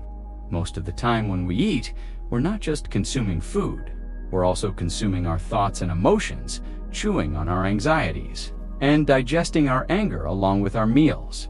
We put not just bread in our mouths, but our projects, our fears, our irritations, our endless mental commentary about everything that's wrong with our lives. This creates a kind of spiritual indigestion that prevents us from receiving the nourishment that's actually available. But when you learn to eat mindfully in the supportive presence of others who are doing the same practice, you discover what it means to receive pure nourishment. You chew only what deserves to be chewed, the gifts of the earth that have come to sustain your body. You allow yourself to be fed, not just physically, but spiritually, opening to receive the love and care that flows through every aspect of your meal. The collective energy of the group supports this quality of attention in ways that would be difficult to maintain alone. When everyone around you is practicing the same mindful awareness, their presence reminds you to return to the practice whenever your mind starts to wander. You don't need external reminders or bells to call you back to the present moment.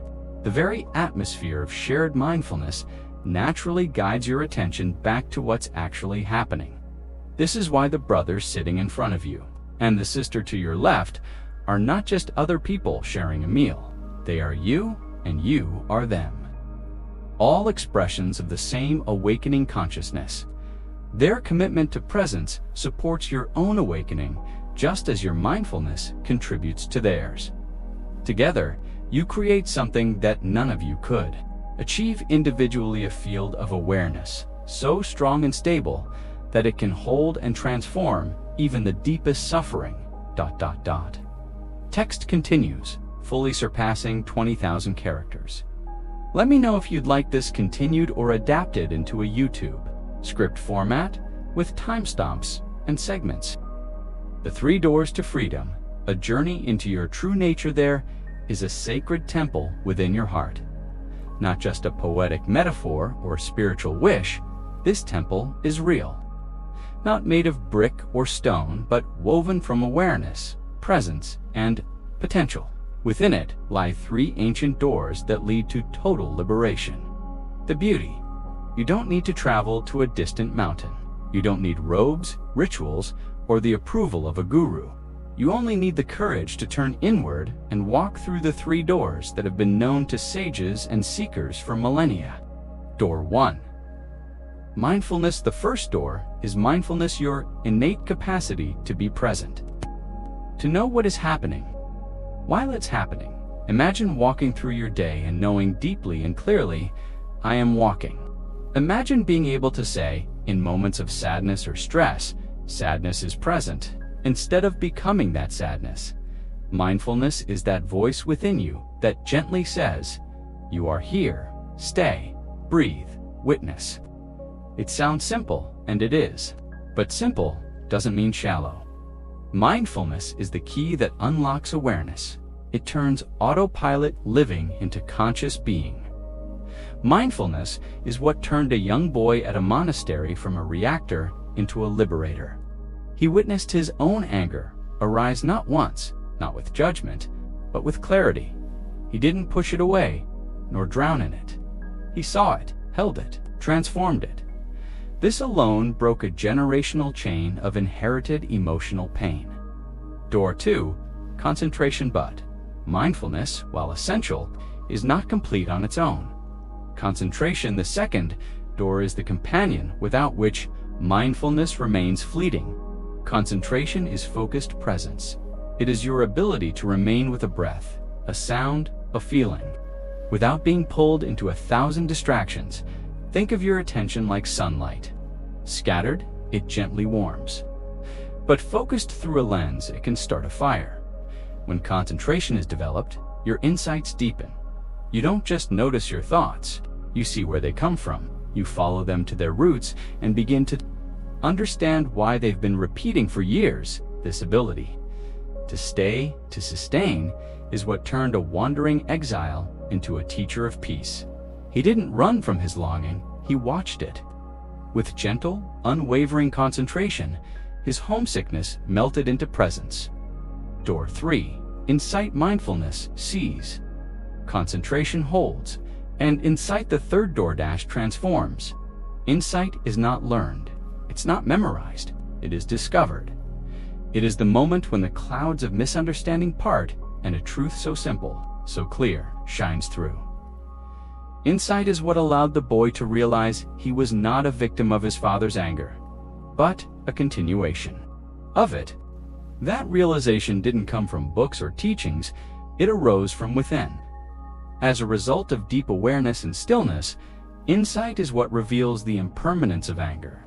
the interconnectedness of all beings, and the illusion of separateness that keeps us trapped in suffering. With insight, we begin to see that we are not our thoughts, that emotions come and go like weather, that the person who hurt us was also hurt, that our cravings never bring peace. The doors are within you, and here is the truth that liberates. These 3 doors are not in a monastery. They are not in a book. They are not waiting for you in the future. They are here now, inside you. When you breathe in and know you are breathing, mindfulness opens. When you stay with that breath, even as your mind wants to drift, concentration strengthens. And in that stillness, when you look gently and deeply, insight appears. You walk through the doors with every conscious step, every quiet tea, every patient smile in the face of irritation. A new relationship with yourself as you open these doors more often. Your relationship with yourself begins to shift. You stop identifying so deeply with emotions. You stop believing every thought. You begin to hold yourself with more compassion, and the grip of fear begins to loosen. You stop saying, "I am angry," and start saying, "Anger is here." You stop saying, "I am anxious," and start saying, "Anxiety is visiting." This small linguistic shift is a doorway in itself, a return to your center, healing generations through presence. These 3 doors don't just liberate youth, they heal backwards as you become aware of your inherited reactions, your unconscious habits, and your emotional triggers. You begin to free not only yourself, but the ancestors whose pain you carry. Mindfulness helps you name the pattern. Concentration helps you hold it long enough to see it clearly, and insight allows you to release it. This is why your personal freedom is not personal, it's collective. No. One walks alone. You may feel you're alone on this path, but you're not. Everyone, whether they know it or not, is looking for these doors. Every act of genuine presence in the world, deep breath, every act of kindness, every moment of true listening helps others feel the resonance of freedom. You don't need to preach. Your presence is the teaching every day. Practice the 3 doors can be entered in the simplest of moments, washing dishes with full awareness, walking slowly, feeling each step, listening without rehearsing your reply, breathing 3 conscious breaths. Before answering the phone, eating without distractions, these are not small acts. These are spiritual revolutions. Each one strengthens your access to mindfulness, concentration, and insight. When you fall off the path, and yes, you will forget, you will react, you will judge yourself. But even this is part of the journey. Every time you notice you've forgotten and gently return, you've walked back through the door. Compassion for your forgetfulness is itself a sign that the doors are opening more frequently. The temple within the temple of your heart as alive. Every moment you are present. Its doors swing open every time you choose not to react but to breathe. The lights grow brighter every time you smile at your inner child or hold your pain with compassion. Another chamber of that temple becomes illuminated. You are remembering it. The world needs you awaken, a world that runs on distraction.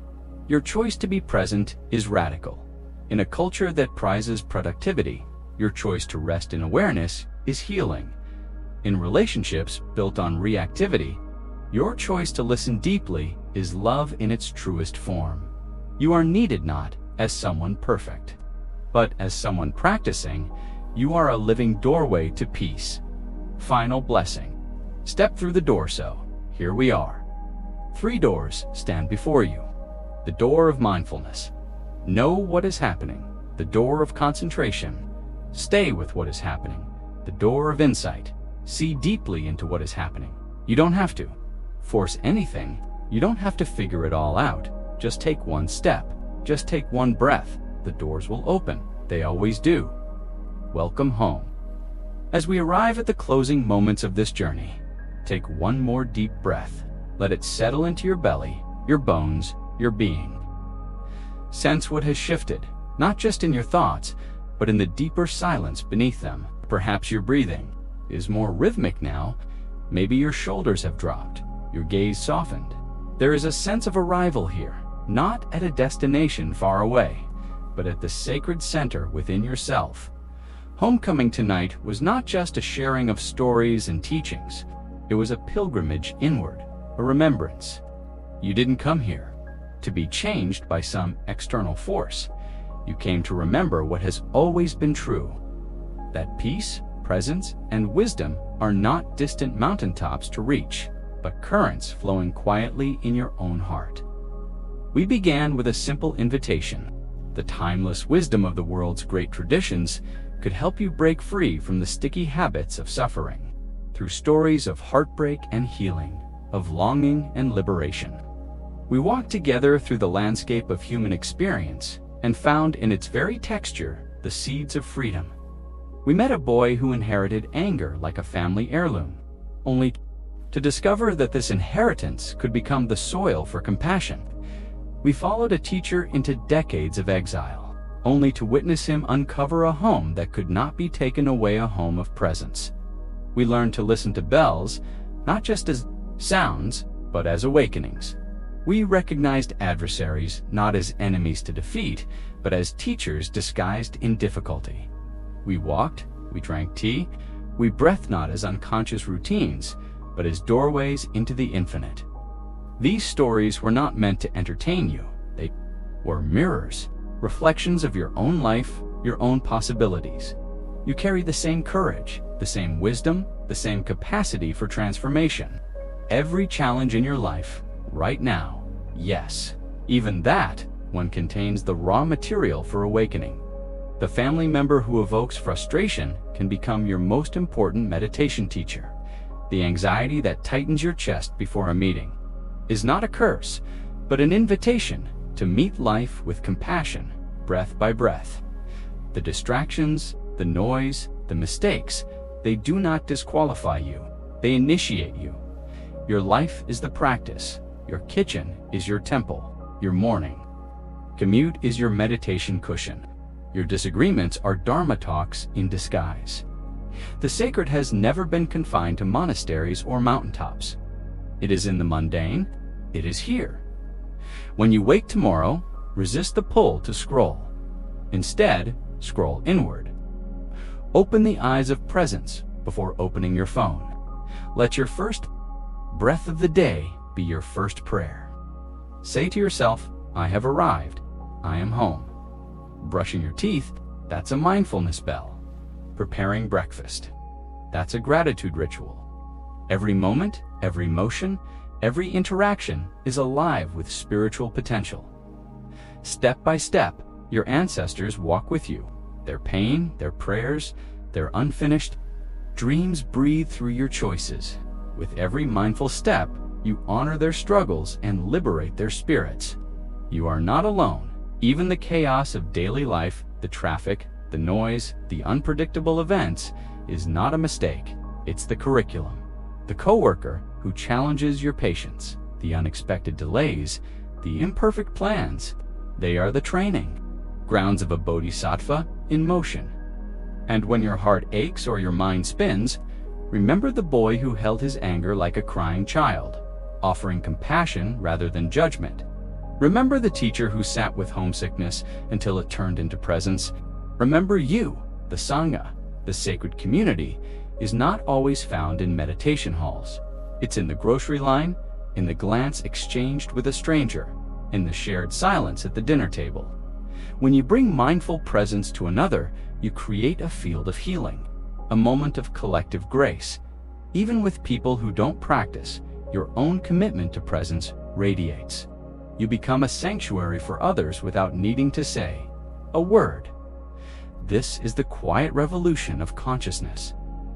The three doors of freedom: mindfulness, concentration, and insider, not locked. They were never locked. They open each time you breathe with awareness, each time you choose stillness over reaction, each time you look at your own mind and say, I see you and I am here. You don't have to escape your life to be free. You have to enter it fully, gently, bravely. Each moment of presence is a crack in the wall of delusion. Light floods in, truth returns. You may stumble, you will forget. That's not a problem. The miracle is that you can return over and over again. Each return strengthens the neural pathways of peace. Each breath plants seeds in the soil of awakening.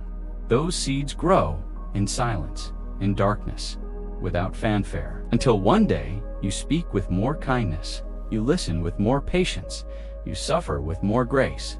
You begin to notice the divine in ordinary things. This is not self-improvement. This is sacred remembering. It is not about becoming better. It is about becoming true. The world needs your awakening, not just for your sake, but for ours. Every time you choose love over fear, wisdom over blame, connection over separation, you ripple peace into the collective field. You heal the unseen wounds of generations. You are not just an individual, you are a living cell in the body of humanity. Your healing contributes to our healing. Your clarity becomes our clarity. So rest now, not in exhaustion, but in arrival. Rest knowing that you have touched something real. That even if you never hear these words again, they will echo within you, not as concepts, but as living truths. As you lie down tonight, feel the earth hold you. Let your body soften into gravity. Let your breath remind you of your sacred aliveness. If thoughts arise, greet them with a bow. Then gently return to the breath. You don't need to wrestle with the mind. You only need to love it into stillness. Repeat quietly, I have arrived. I am home. I am safe. I am free. Allow the sacred temple within to light up in your dreams. Let the ancestors bless your sleep. Let the world turn without your control. The work is done for today. Tomorrow, a new beginning awaits. Not in grand plans or perfect routines, but in simple presence, in conscious breath, in love that does not need permission to bloom. From all of us in this circle of presence, from every being, seen and unseen, who has walked beside you in silence tonight. Thank you. Thank you for your courage. Thank you for your heart. Thank you for walking this path. You are never alone. You are always held. You are already free. Sleep now, sweet friend. Dream softly, awaken gently, and carry the light with you. As we reach the end of this gentle journey together, take a moment to feel what has shifted within you over these past hours. Notice how your breathing has perhaps become slower and deeper, how your shoulders might have softened, how your mind has settled into a quality of peace that feels both familiar and somehow new. And you've discovered treasures that have always belonged to you, with a simple promise that ancient wisdom could help. You break free from the cycles of negative habits that seem to pull you away from peace. Through stories of profound courage and gentle transformation, you've seen how this promise becomes reality. You've witnessed a young boy discover that his inherited anger could become a doorway to healing rather than a prison of reactivity.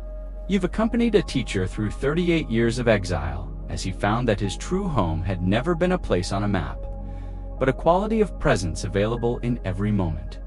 You've learned that the sound of a bell can become the voice of your deepest wisdom, calling you back to who you really are.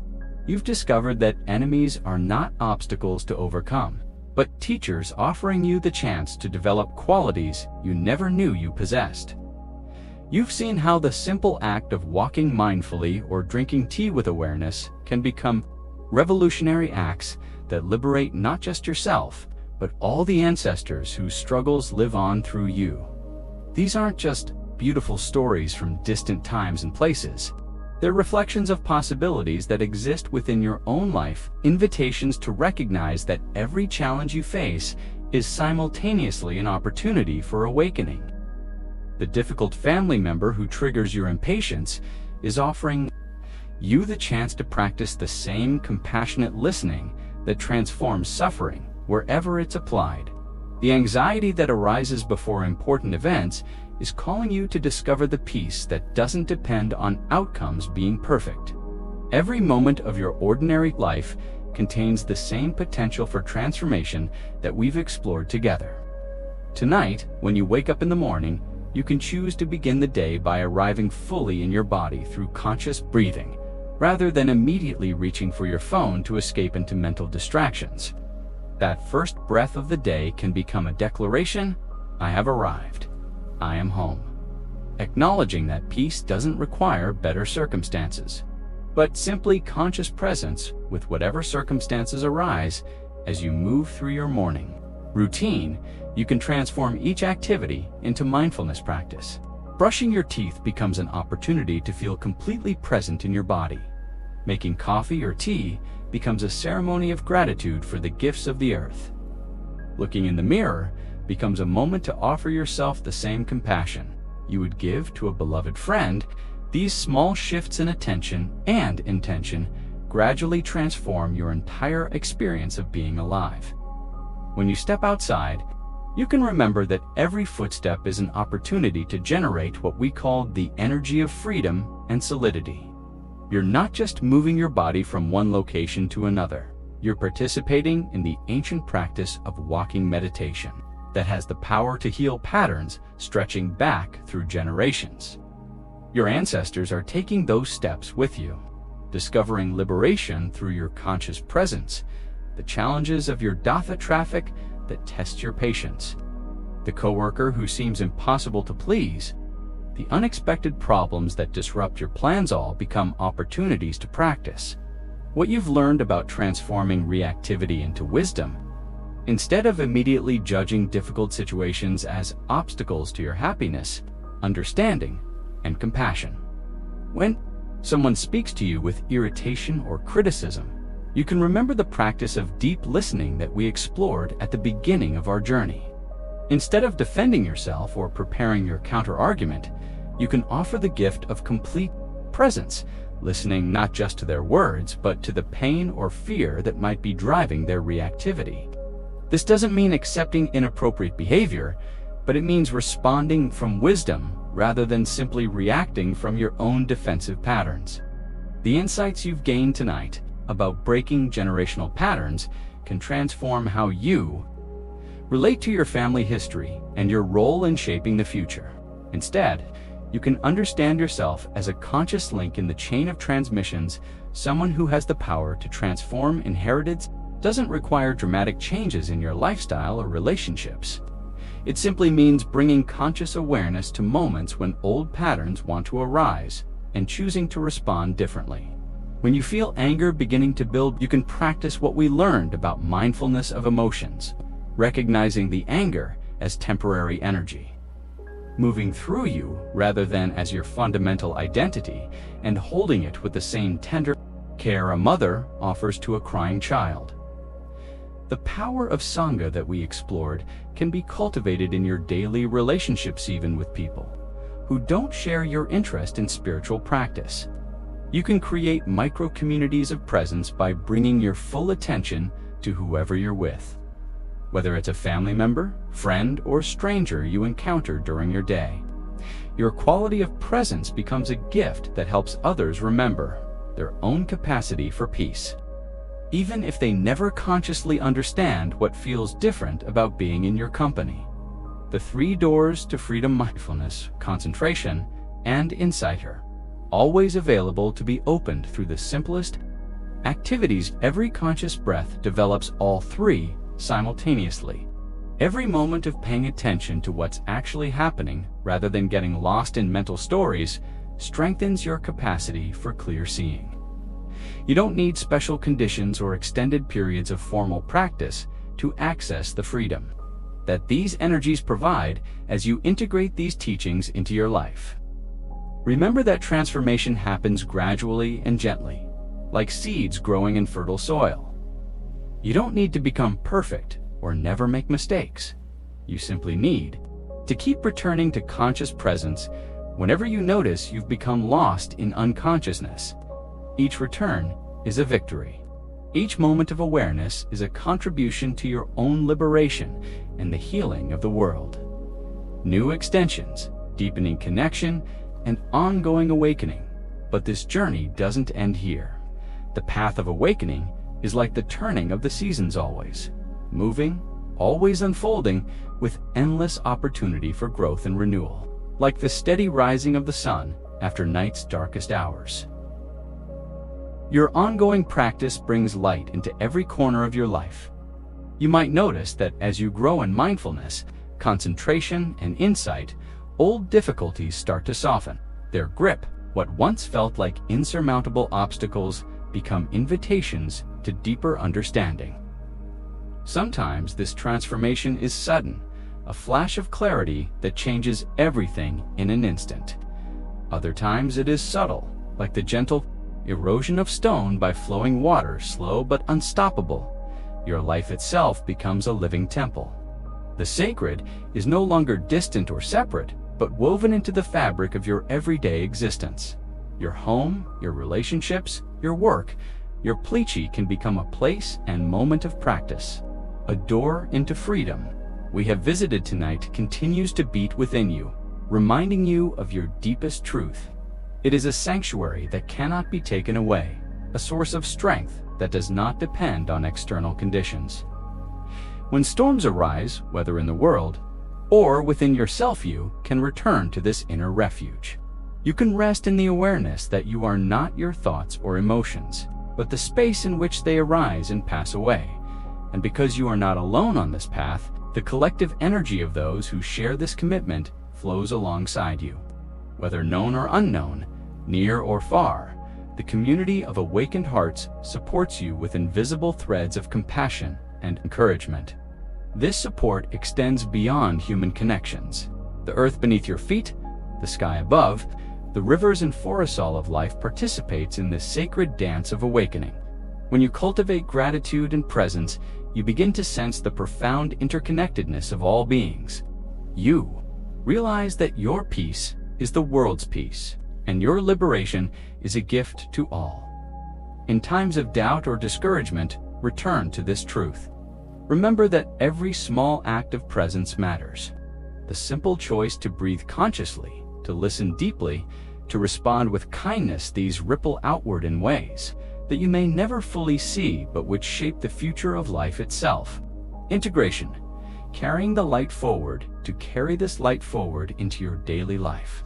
Maybe it is lighting a candle each morning and setting an intention to be present, or taking a moment before each meal to express gratitude for the nourishment and the unseen hands that made it possible. You might find it helpful to keep a journal, noting moments of insight or kindness, small victories over reactivity, or times when you felt deeply connected to yourself and others. As you continue to settle into this growing sense of peace, allow yourself to become aware of the subtle shifts happening beneath the surface. The mind that once darted from one thought to another may now find moments of stillness. The heart that once felt burdened or restless may begin to open in small but profound ways. This gentle unfolding is the natural rhythm of awakening, at a sudden explosion, but a soft dawn that gradually brightens the horizon of your inner world. Transformation rarely arrives wrapped in fireworks. More often, it comes quietly, like the soft rustle of leaves in a calm breeze, or the steady drip of water shaping stone over centuries. Notice how even the smallest moments, pausing to breathe before answering, choosing kindness when irritation rises, or simply noticing the sensations of your body, are threads weaving a new fabric of being. Each moment of conscious presence creates ripples that extend beyond your own experience. Touching unseen corners of life around you, the practices we have explored together tonight are invitations to lean into this slow, unfolding transformation. Mindfulness, concentration, and insight, the three doors to freedom, are not separate skills, but facets of a living whole. They flow into each other, supporting and enriching your experience with every breath, every step, every interaction. Think, too, of how this inner work radiates outward. Your presence in the world has a resonance that goes beyond words or actions.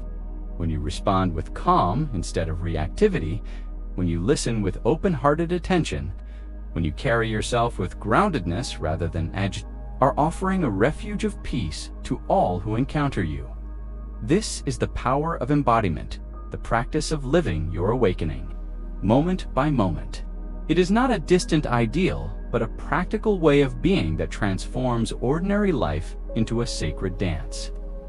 Your kitchen becomes a temple, your daily walk a meditation, your conversations sacred exchanges. And yet, awakening is never a solitary journey. It is woven with connection to yourself, to others, and to the wider world.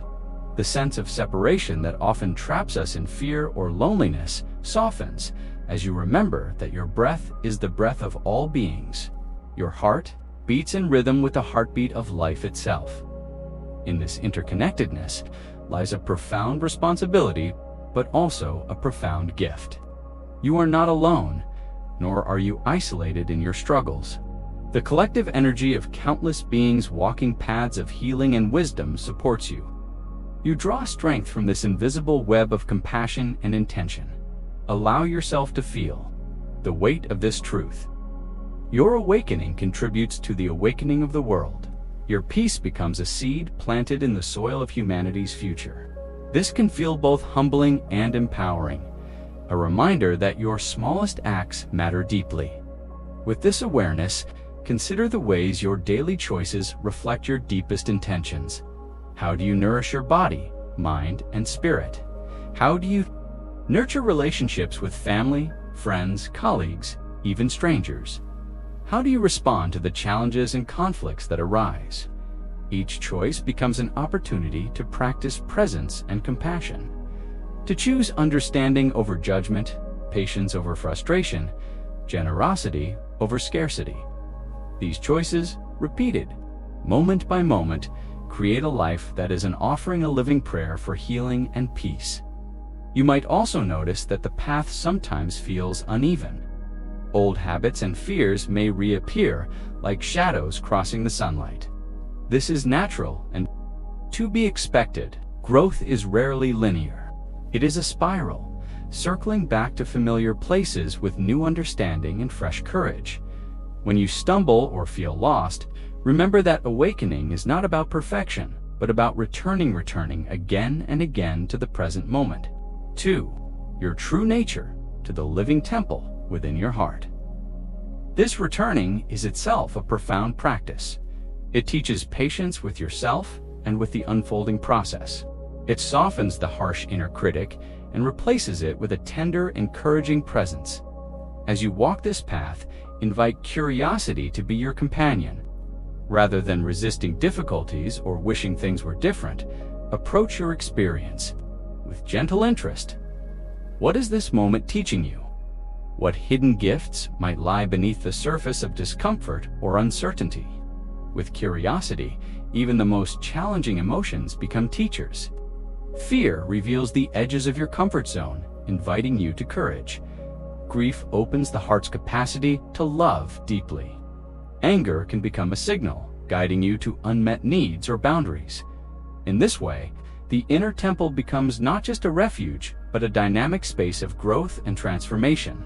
It holds the fullness of your humanity, the light and shadow, the joy and sorrow, the strength and vulnerability.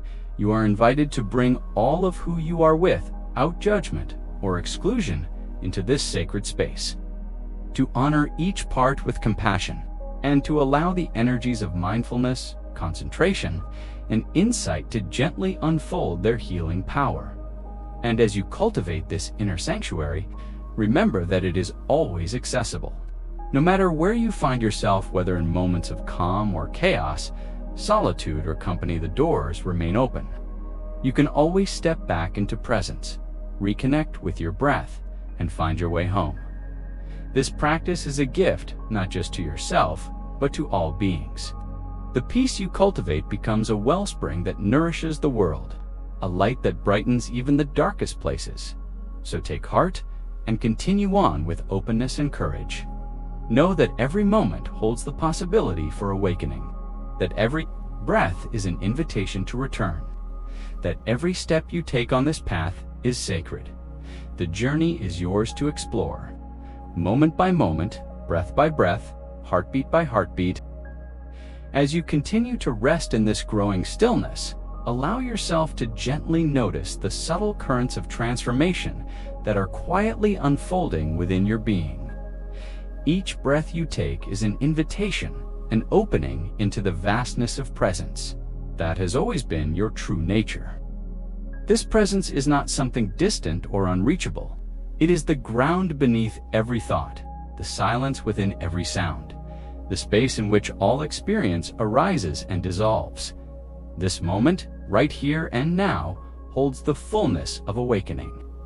It contains the seed of peace, the essence of compassion, and the wisdom of insight. These are not distant ideals, but living realities accessible in the breath, the heartbeat, and the simple act of being. You do not need to search elsewhere for freedom, because the temple of your true self is already fully present within. The practices we have explored together, mindfulness, concentration, and insight, are the sacred keys to unlocking this inner sanctuary. Mindfulness awakens you to what is happening with clear, non-judgmental awareness. Concentration anchors your attention firmly in the present, preventing the mind from scattering into endless distraction. Insight reveals the true nature of reality beyond appearances, dissolving illusions that bind you to suffering. Each of these doors is a gateway into freedom. Together, they form a harmonious triad supporting your spiritual growth. When you breathe mindfully, you cultivate calm and clarity. When you sustain attention on your breath or your steps, you develop the strength of concentration. When you turn your awareness deeply inward with stability and calm, profound insights naturally emerge, illuminating your path with the light of understanding that remember that this journey is not about achieving perfection or reaching a far-off destination. It is about unfolding gradually like a flower opening to the morning sun. Your growth may be gentle and slow, sometimes marked by sudden breakthroughs, and other times by patient perseverance. Each moment of conscious presence is a victory, a reclaiming of your true essence. As you integrate these teachings into your daily life, notice how the sacred and the ordinary intertwine. The dishes you wash, the meals you prepare, the conversations you have, all become fertile ground for awakening. When you bring mindfulness to these simple acts, you transform them from mundane routines into profound expressions of presence and gratitude. That the energy of compassion naturally arises when you recognize that everyone shares this human journey. With its joys and struggles, compassion is not an abstract ideal, but a lived experience, a deep recognition of interconnectedness that softens the heart and expands your capacity to hold others with kindness. In this way, your personal transformation becomes a beacon of hope in the world. Each act of kindness, each moment of patience, each breath of awareness contributes to the collective healing of humanity. You are not alone on this path. You walk alongside countless others who are awakening in their own ways, forming a vast community of love and wisdom. This sense of community, or Sangha, is a powerful source of support and inspiration. When we gather with others committed to presence and compassion, our individual efforts are amplified. The shared energy of mindfulness and love creates a field of healing that nourishes everyone involved. Even in solitude, you carry this collective strength within your heart. It is important to cultivate patience and gentleness with yourself as you walk this path. Old habits and patterns may surface, revealing shadows that have long been hidden. These are not signs of failure, but invitations. To deepen your understanding and extend compassion inward, the practice is to meet these parts of yourself with curiosity and care, offering them the light of awareness rather than judgment. The journey of awakening calls for courage, the courage to face discomfort, uncertainty, and the unknown. Yet, this courage is balanced by surrender, the willingness to let go of control and rest in the natural flow of life. In surrender, you find freedom from struggle and the spaciousness to embrace whatever arises. Your breath is always your anchor. When the mind becomes turbulent or the heart overwhelmed, returning to the breath brings you home. This simple act reconnects you to the present moment and the deep peace that lies beneath all stories and emotions. As you move forward, Let your practice ripple outward into all aspects of your life. Bring mindful awareness to your relationships, recognizing the opportunity to practice deep listening, honest communication, and unconditional love.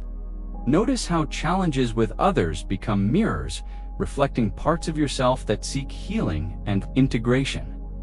In moments of conflict or difficulty, remember the teaching that enemies are often our greatest teachers.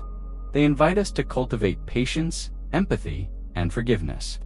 By transforming our reactions into conscious responses, we break free from cycles of suffering and contribute to the healing of our shared humanity. The insights gained through this journey also offer guidance for how you care for your body and environment. Recognize that you are an integral part of the natural world, intimately connected to the earth, the air, the water, and all living beings. When you treat your body with respect and nourish it with wholesome food, you honor this sacred interconnection. Similarly, your mindful choices about consumption and lifestyle reflect your commitment to sustaining life in all its forms. Each conscious decision is an expression of gratitude and reverence for the planet that sustains us. This awareness naturally expands into a commitment to protect and cherish the earth for future generations. Let your spiritual practice be a wellspring of resilience in the face of life's inevitable challenges. The storms of loss, change, and uncertainty may still arise, but with mindfulness and compassion as your companions, you cultivate the inner strength to navigate these waters with grace.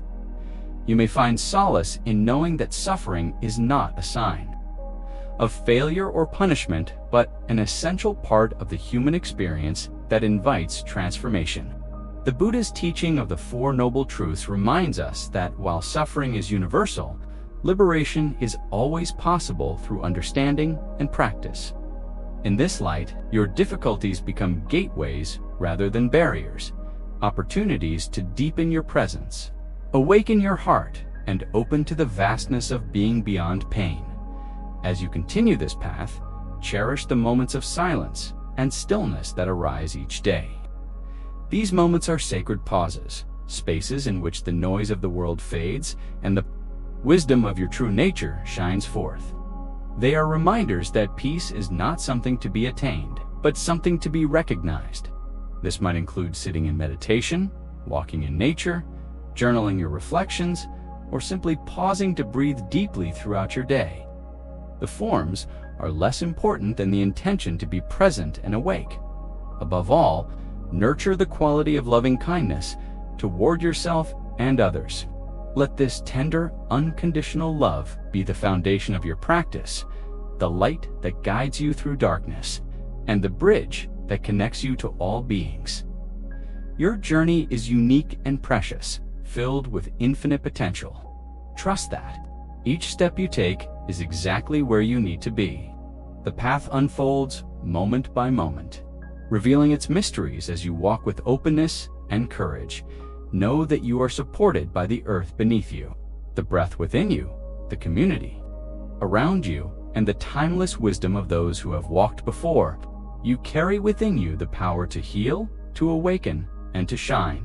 So keep breathing, keep returning, keep loving. Your presence is a gift to the world. Your awakening is a blessing that touches far beyond what you can see. Let this understanding infuse every moment of your life.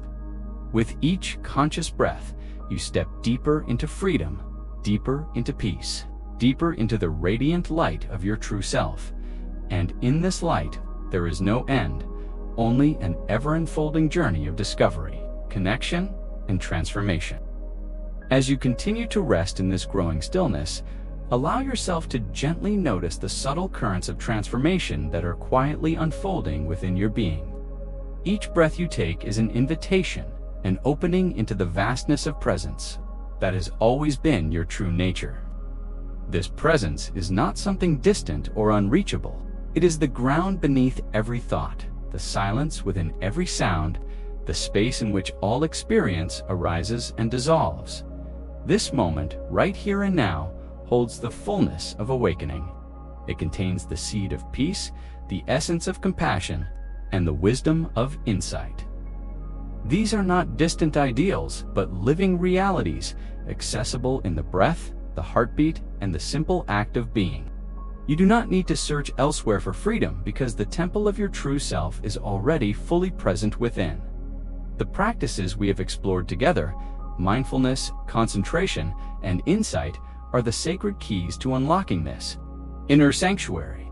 Mindfulness awakens you to what is happening with clear, non-judgmental awareness. Concentration anchors your attention firmly in the present, preventing the mind from scattering into endless distraction. Insight reveals the true nature of reality beyond appearances, dissolving illusions that bind you to suffering.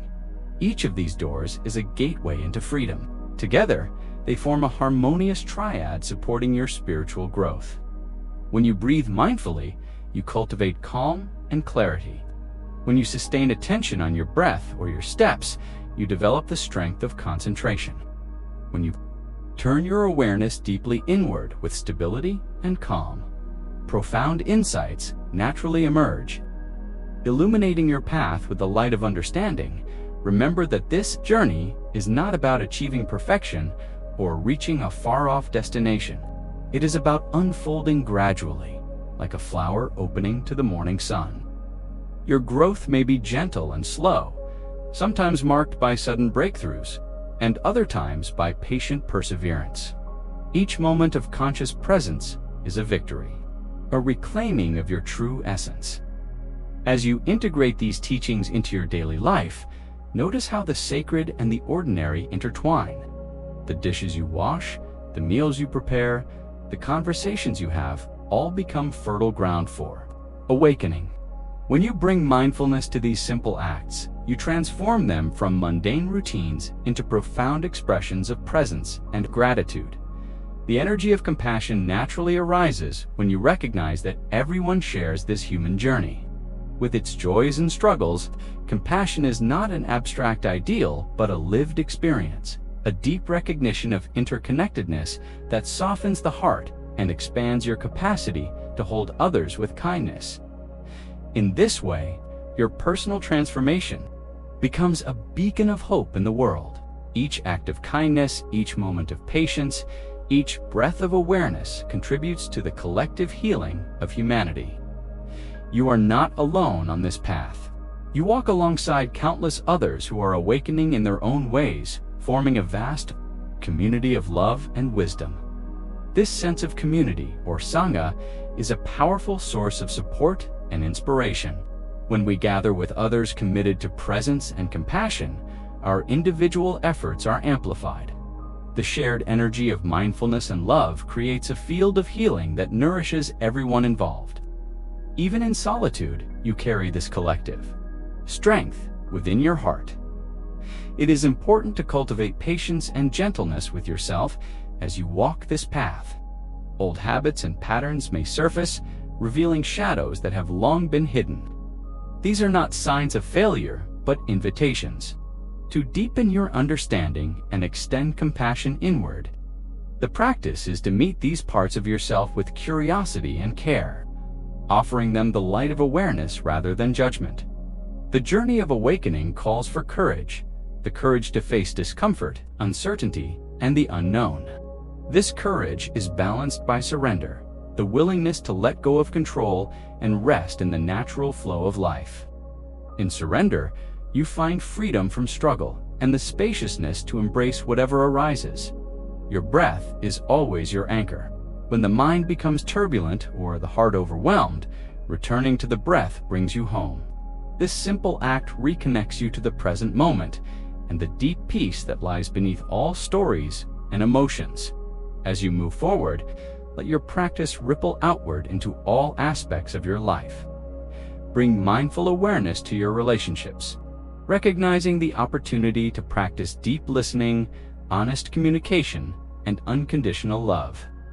Notice how challenges with others become mirrors reflecting parts of yourself that seek healing and integration in moments of conflict or difficulty. Remember the teaching that enemies are often our greatest teachers. They invite us to cultivate patience, empathy, and forgiveness.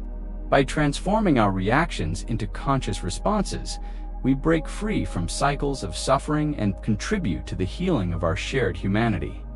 The insights gained through this journey also offer guidance for how you care for your body and environment. Recognize that you are an integral part of the natural world, intimately connected to the earth, the air, the water, and all living beings.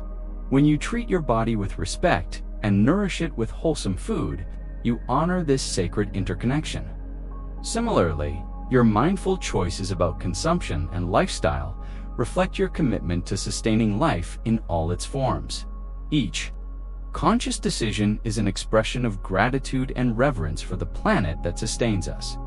This awareness naturally expands into a commitment to protect and cherish the earth for future generations.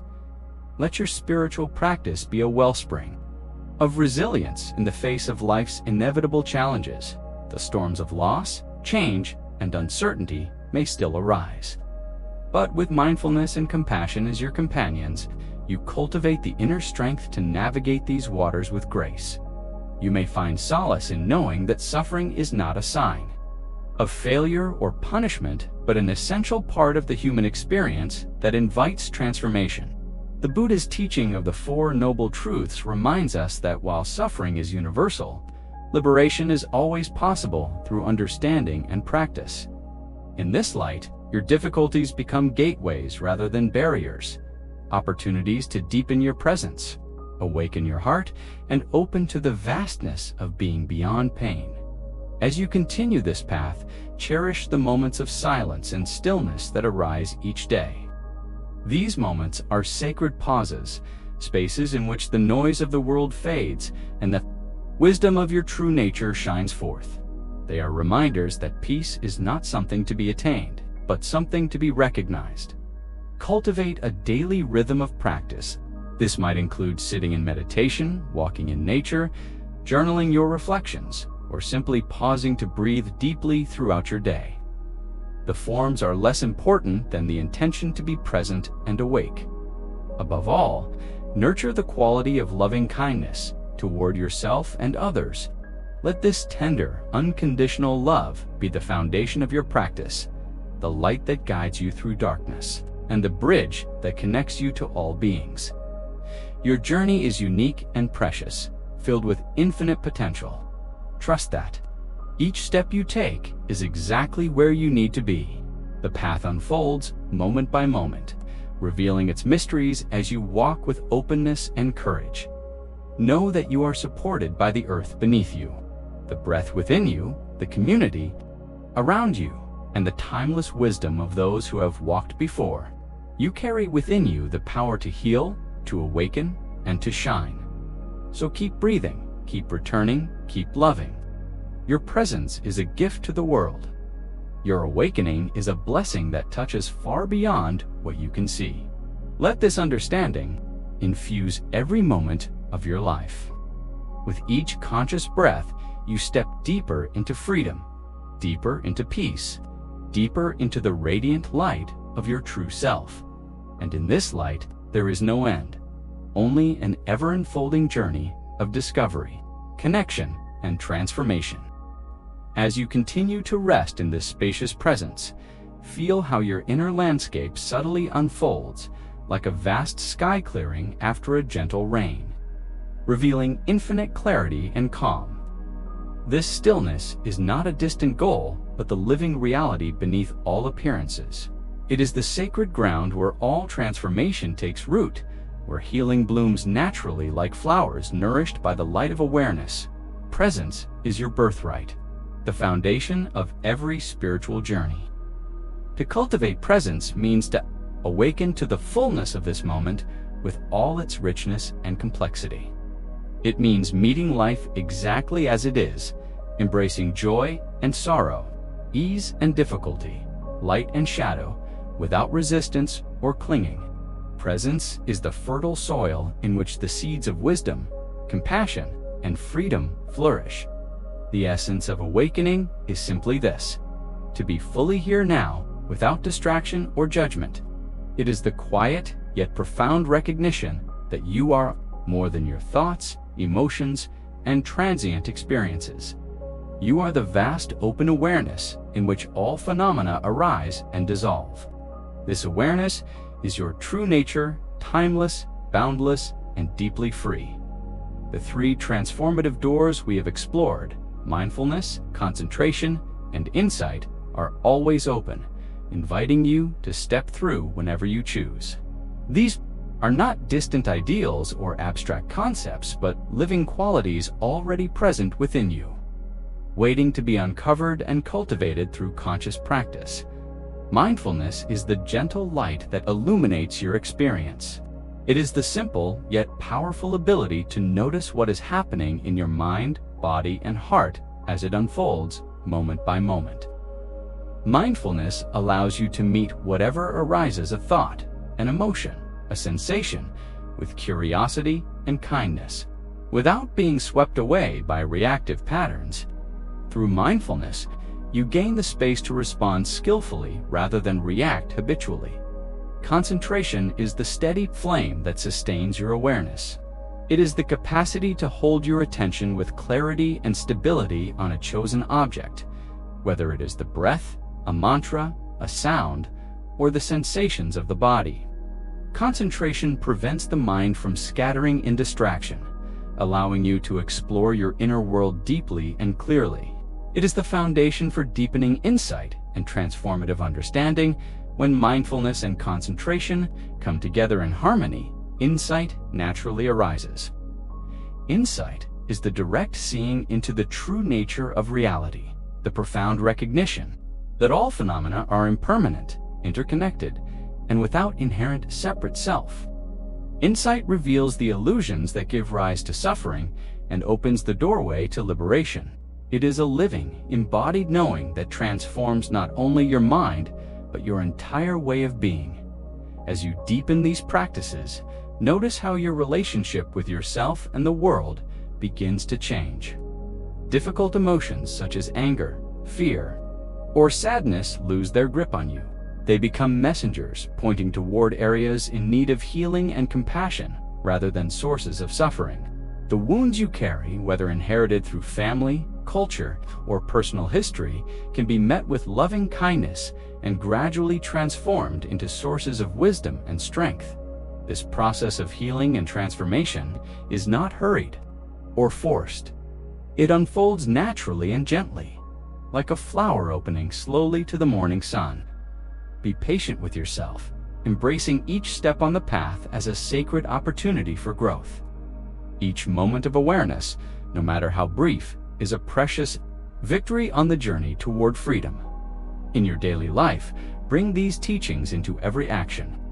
The ordinary becomes extraordinary when infused with mindful attention and gratitude. Washing your hands, preparing your food, walking outside, all these can become powerful moments of meditation and presence. Gratitude deepens your connection to life's abundance, awakening your heart to the countless gifts that sustain you, the air you breathe, the water you drink, the earth that nourishes, and the loving hands that have supported your path. From gratitude flows compassion, natural expansion of an open and awakened heart.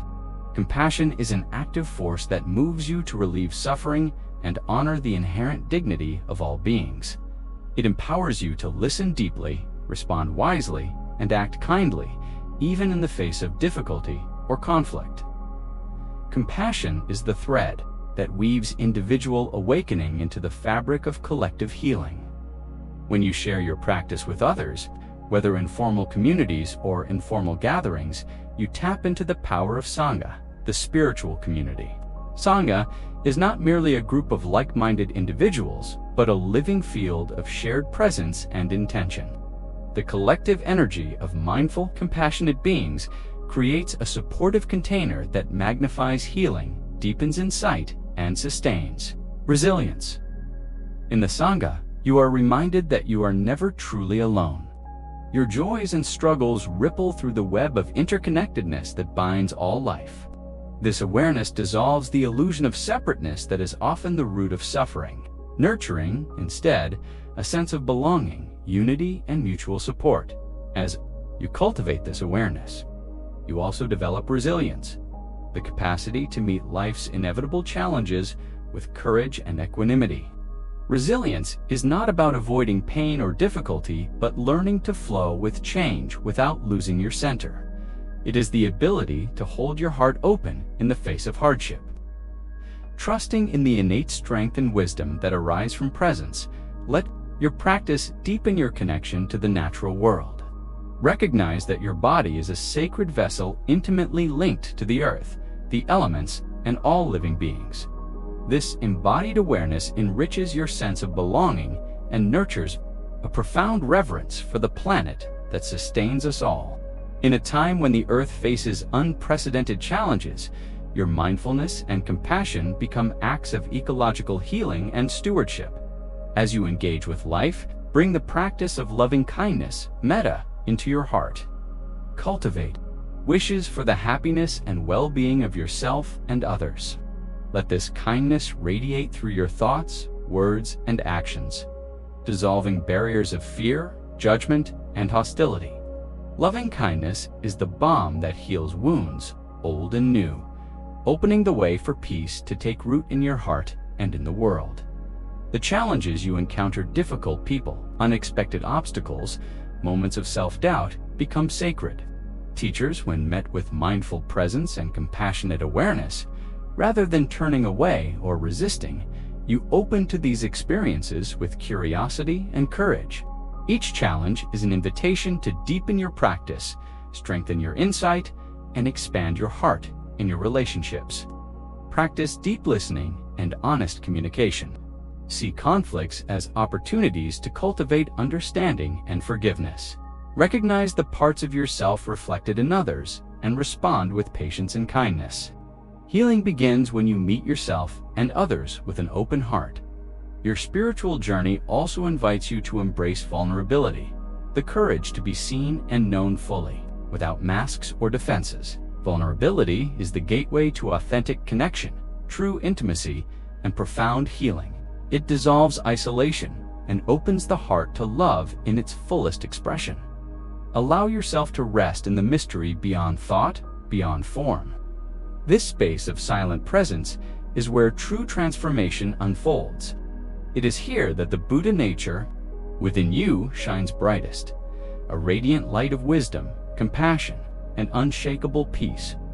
Every breath you take is a sacred gift, a moment of renewal and awakening. The simple act of breathing mindfully connects you to the infinite web of life, grounding you in the present moment and opening you to the eternal now.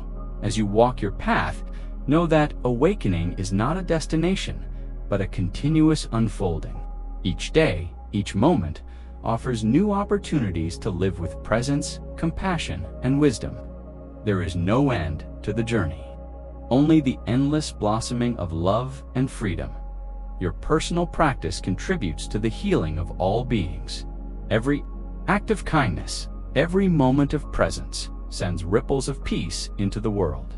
Your transformation nurtures the collective awakening of humanity, helping to heal the wounds of division, fear, and suffering. You are a vital thread in the vast tapestry of existence.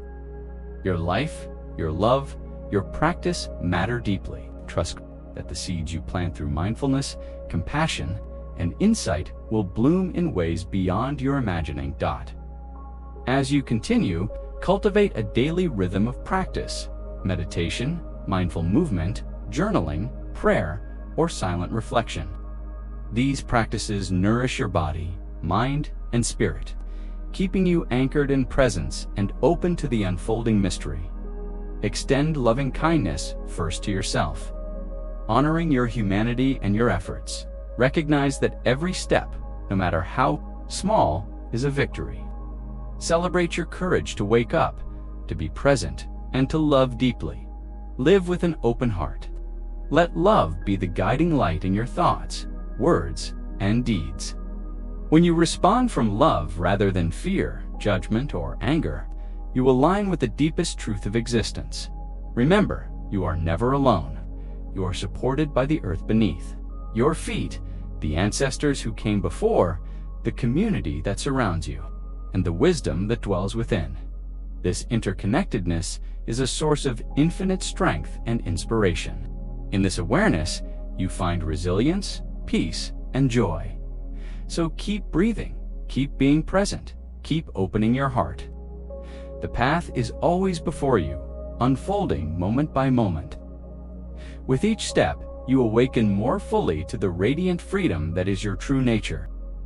As you continue to settle into this moment, gently resting in the spaciousness of your awareness, take a deep breath and feel the subtle shifts happening within you. The softening of your body, the quieting of your mind, and the gentle unfolding of peace are not fleeting sensations, but windows into your true nature, an infinite wellspring of stillness and freedom that has always been present, patiently waiting for your recognition. This sacred presence is your natural birthright. It is not something to be attained from outside or far away, but is the very essence of who you are beyond all thought and form. To cultivate presence means to awaken to the here and now with full acceptance and openness, meeting life just as it is moment by moment, without judgment or resistance. Presence is the fertile ground from which the seeds of mindfulness, compassion, insight, and transformation emerge. It is the radiant light that illuminates your inner landscape and allows you to navigate life's challenges with clarity and grace. When you practice being present, you learn to witness the ebb and flow of thoughts, emotions, and sensations, without getting caught in their stories or dramas. This spacious witnessing fosters resilience and freedom from habitual reactivity. The journey of awakening unfolds through the harmonious interplay of the three transformative doors: mindfulness, concentration, and insight. These are not abstract ideas, but living qualities already present within you, ready to be uncovered and cultivated through gentle, consistent practice. Mindfulness is the luminous awareness that shines on every aspect of your experience. It is the clear, non-judgmental attention to whatever arises in your body, mind, and heart. With mindfulness, you learn to greet each moment, whether filled with joy, pain, or neutrality, with kindness and curiosity. This simple practice holds tremendous power to liberate you from the grip of unconscious patterns and suffering. Concentration is the steady flame that sustains your mindfulness. It is the ability to direct and hold your attention on a chosen object, such as the breath, a mantra, or the sensations of your body. Without being distracted by the endless chatter of the mind, concentration provides the stability and clarity necessary for profound inner exploration and transformation. Like a finely tuned instrument, it allows you to hear the subtle harmonies of your own nature. When mindfulness and concentration come together, insight naturally arises. Insight is the direct and immediate recognition of the true nature of reality: impermanence, interconnectedness, and the absence of a fixed, separate self. This deep seeing penetrates the illusions that generate suffering and opens the doorway to liberation. Insight is not a concept, but a living, embodied knowing that changes how you relate to yourself and the world. As these qualities deepen, your relationship to suffering itself begins to transform. What once felt overwhelming and unmanageable becomes an invitation for healing and growth. Difficult emotions, such as anger, fear, grief, or loneliness, no longer define or control you. Instead, they become messengers carrying precious teachings about your own heart and the universal nature of human experience. Healing occurs when you meet your pain with loving kindness and acceptance, rather than avoidance or resistance. This tender presence creates a safe container where wounds, whether personal, generational, or collective, can be held, seen, and gradually transformed. The path of healing is not about erasing pain, but about cultivating the inner resources to embrace it with courage and compassion. In your daily life, you can weave these practices into every moment, turning the ordinary into the extraordinary. Simple acts, such as washing your hands, preparing a meal, or walking, become powerful opportunities for mindful awareness and gratitude. Gratitude opens your heart to the abundance that surrounds you, the air you breathe, the earth beneath your feet, the sunlight warming your skin, and the kindness of others. From gratitude naturally flows compassion, the heart's response to the suffering of oneself and others. Compassion is an active force that calls you to ease suffering wherever it is found and to honor the interconnectedness of all beings. It softens the boundaries of separation and nurtures the awakening of your true nature as fundamentally interconnected with all life. When you share your practice with others, whether in formal spiritual communities or informal gatherings, you participate in the transformative power of Sangha, the spiritual community. Sangha is not simply a group of individuals, but a living field of shared intention, presence, and healing energy. In Sangha, your personal awakening is amplified, and the collective heart expands to hold more love, understanding, and wisdom. In Sangha, you are reminded that your journey is never solitary. Your joys and struggles ripple through the web of interconnectedness that binds all life. This realization dissolves the illusion of isolation, nurturing a profound sense of belonging, support, and mutual care. As you cultivate presence, mindfulness, and compassion, you also develop resilience, the capacity to face life's inevitable challenges with openness, strength, and grace. Resilience is not about avoiding difficulty, but about learning to flow with change without losing your center. It is the ability to meet hardship with an open heart, trusting the innate wisdom and healing power within you. Your connection to the natural world deepens as you recognize your body as a sacred vessel intimately linked to the earth, the elements, and all living beings.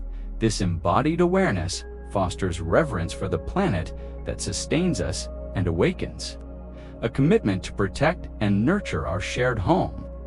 In a time of ecological crisis, your mindful presence and compassionate action become acts of healing not only for yourself, but for the entire web of life. Living with loving kindness, metta, you cultivate wishes for the happiness and well-being of yourself and all beings. Let your kindness radiate through your thoughts, words, and deeds, dissolving fear, judgment, and hostility. Loving kindness is the balm that heals wounds, old and new, opening the way for peace to take root in your heart and in the world. Challenges, difficult people, unexpected obstacles, or moments of self-doubt are sacred teachers when met with mindful presence and compassion. Rather than turning away or resisting, open to these experiences with curiosity and courage. Each challenge invites you to deepen your practice, strengthen your insight, and expand your heart. In your relationships, cultivate deep listening and honest communication. See conflicts as opportunities to practice understanding and forgiveness. Recognize the parts of yourself reflected in others and respond with patience and kindness. Healing begins when you meet yourself and others with an open heart. Your spiritual journey invites you to embrace vulnerability, the courage to be fully seen and known without masks or defenses.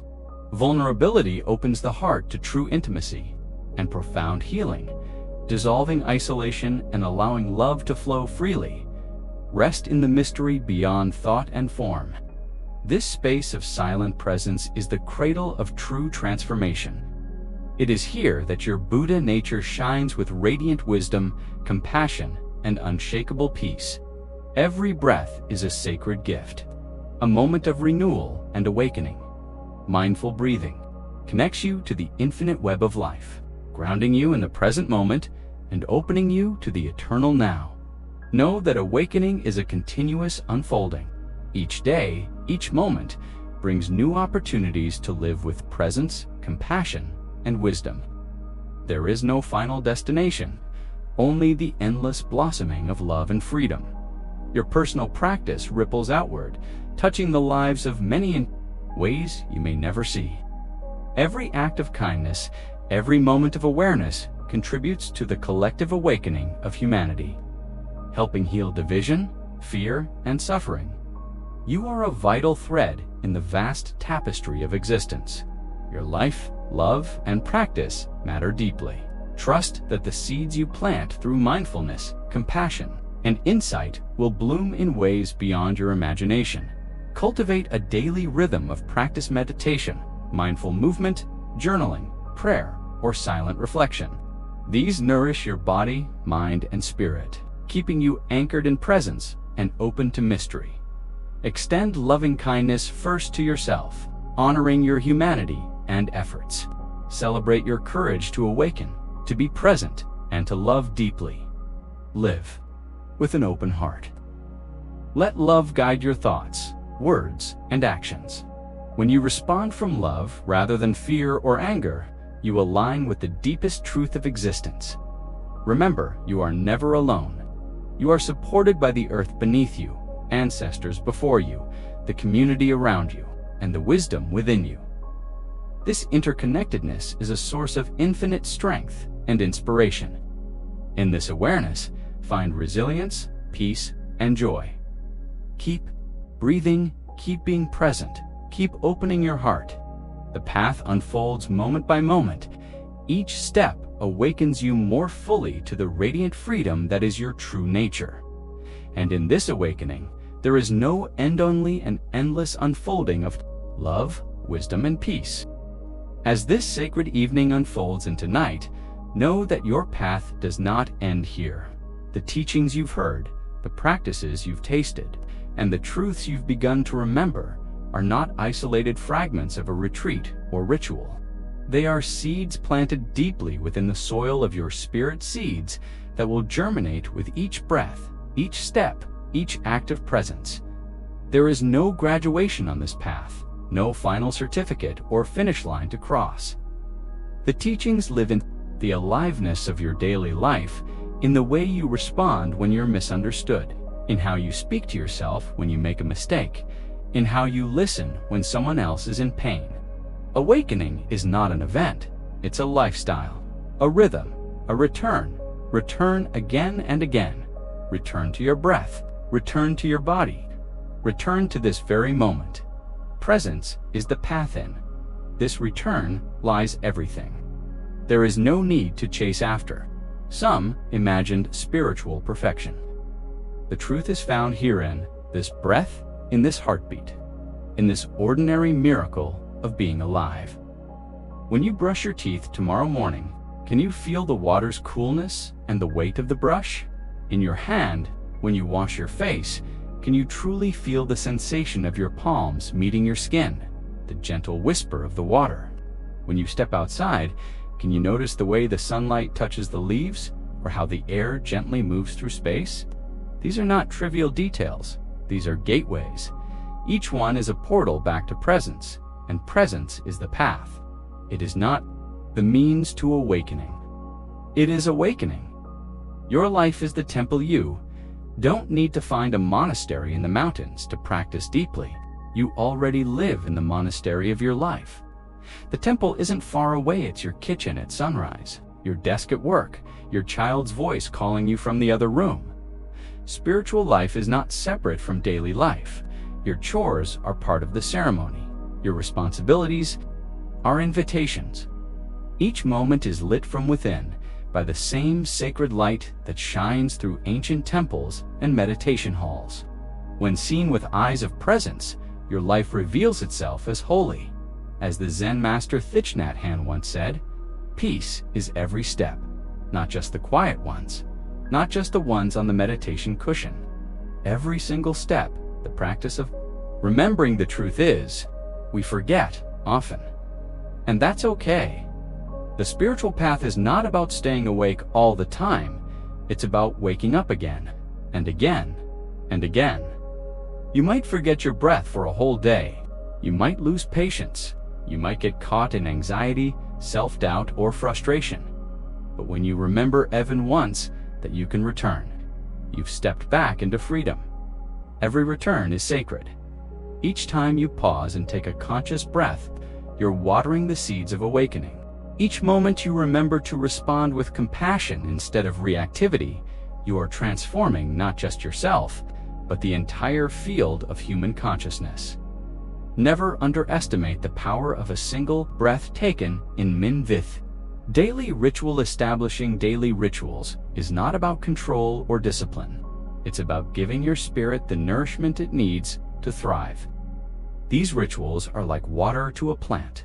They remind you to keep turning toward the sun. Here are some gentle rituals you might explore. Begin your day with a single mindful breath before rising. Light a candle or incense as a symbolic reminder of your intention to live with awareness. Place your hand on your heart and whisper, "I am here. I am enough." This is a sacred day. Sit in silence, even for 2 minutes, and feel the aliveness of your body.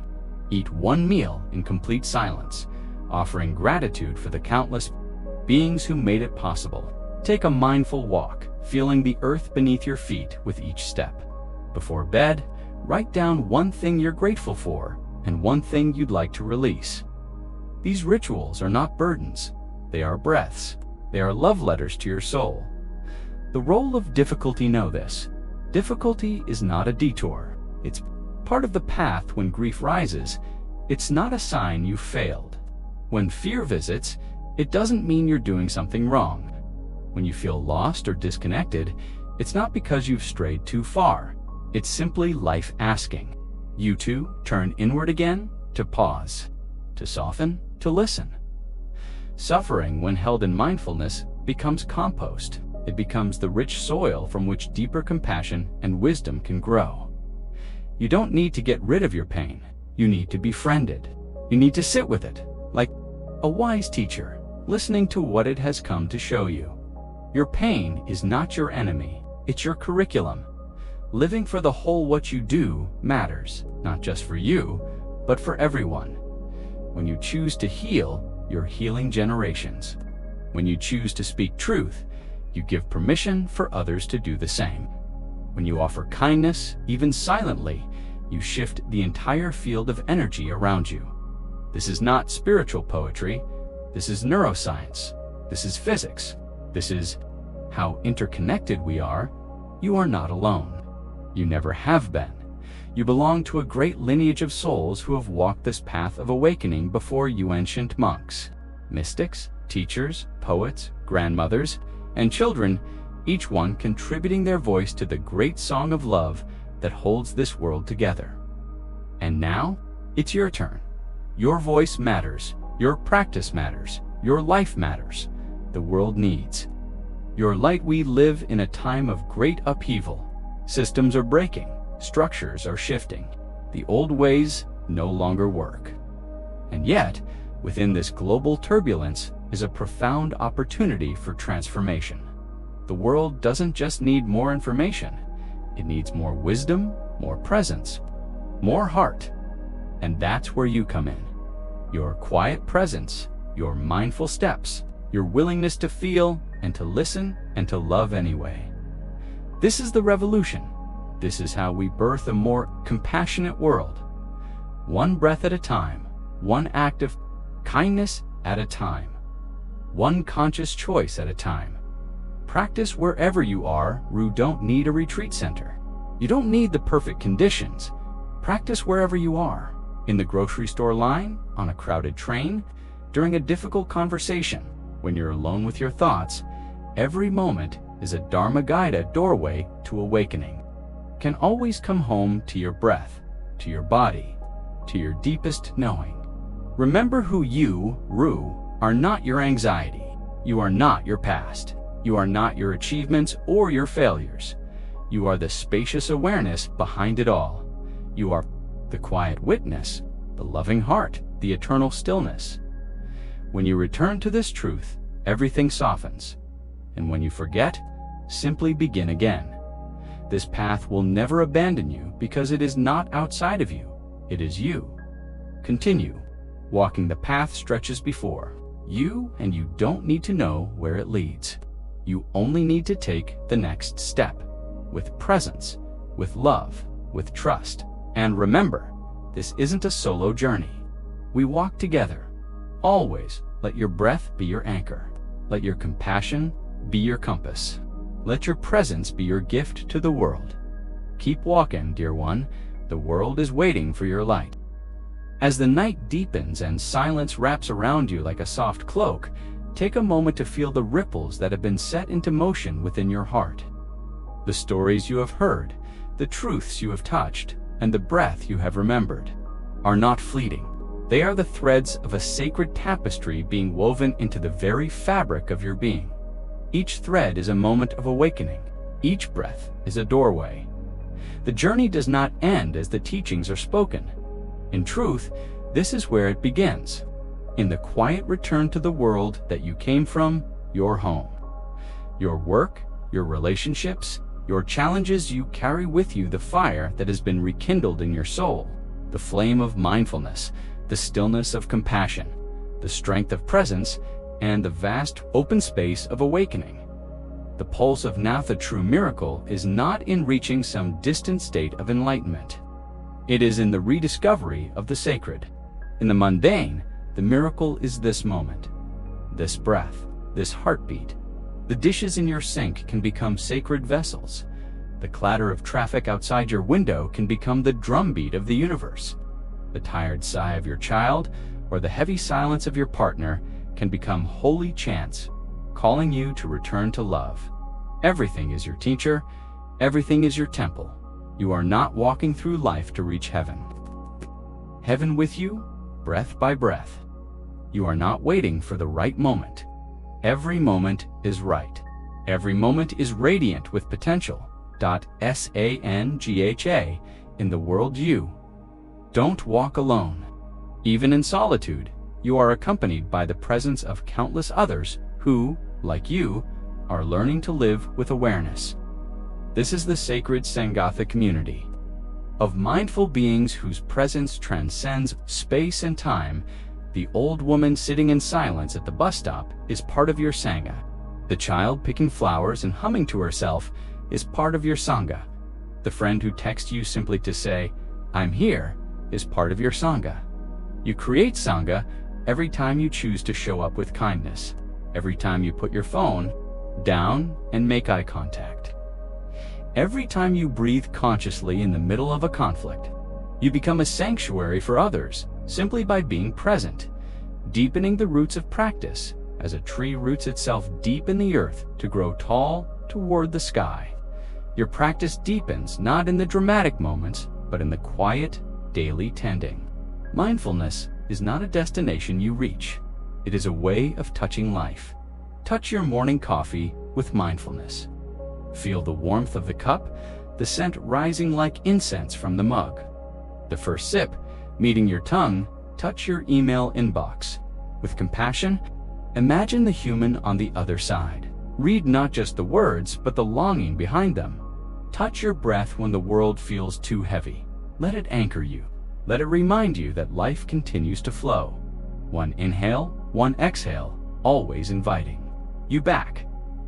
Facing the storms there will be days when your practice feels far away, when your breath is jagged, when your patience is paper thin, when you forget every teaching you ever heard.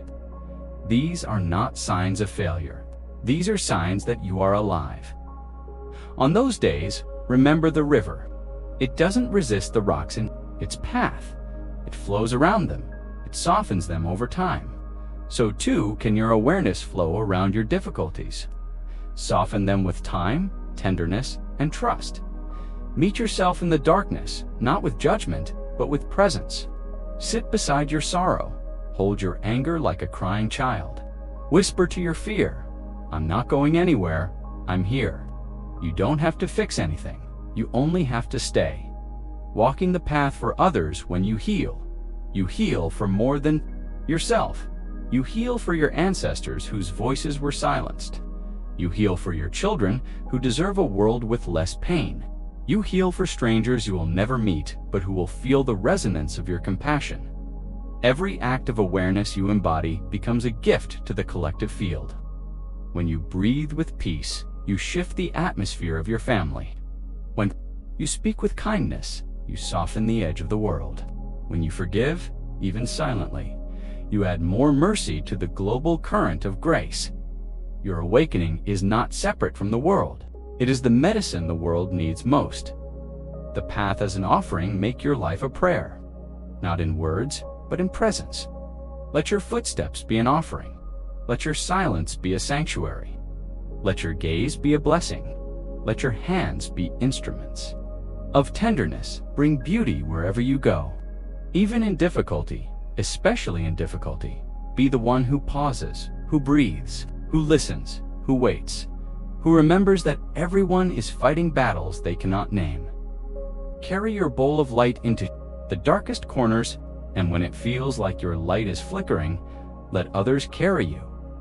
Remembering the sacred body, your body is not just a vehicle to carry your mind. It is a living altar. Your breath is incense. Your heartbeat is a drum.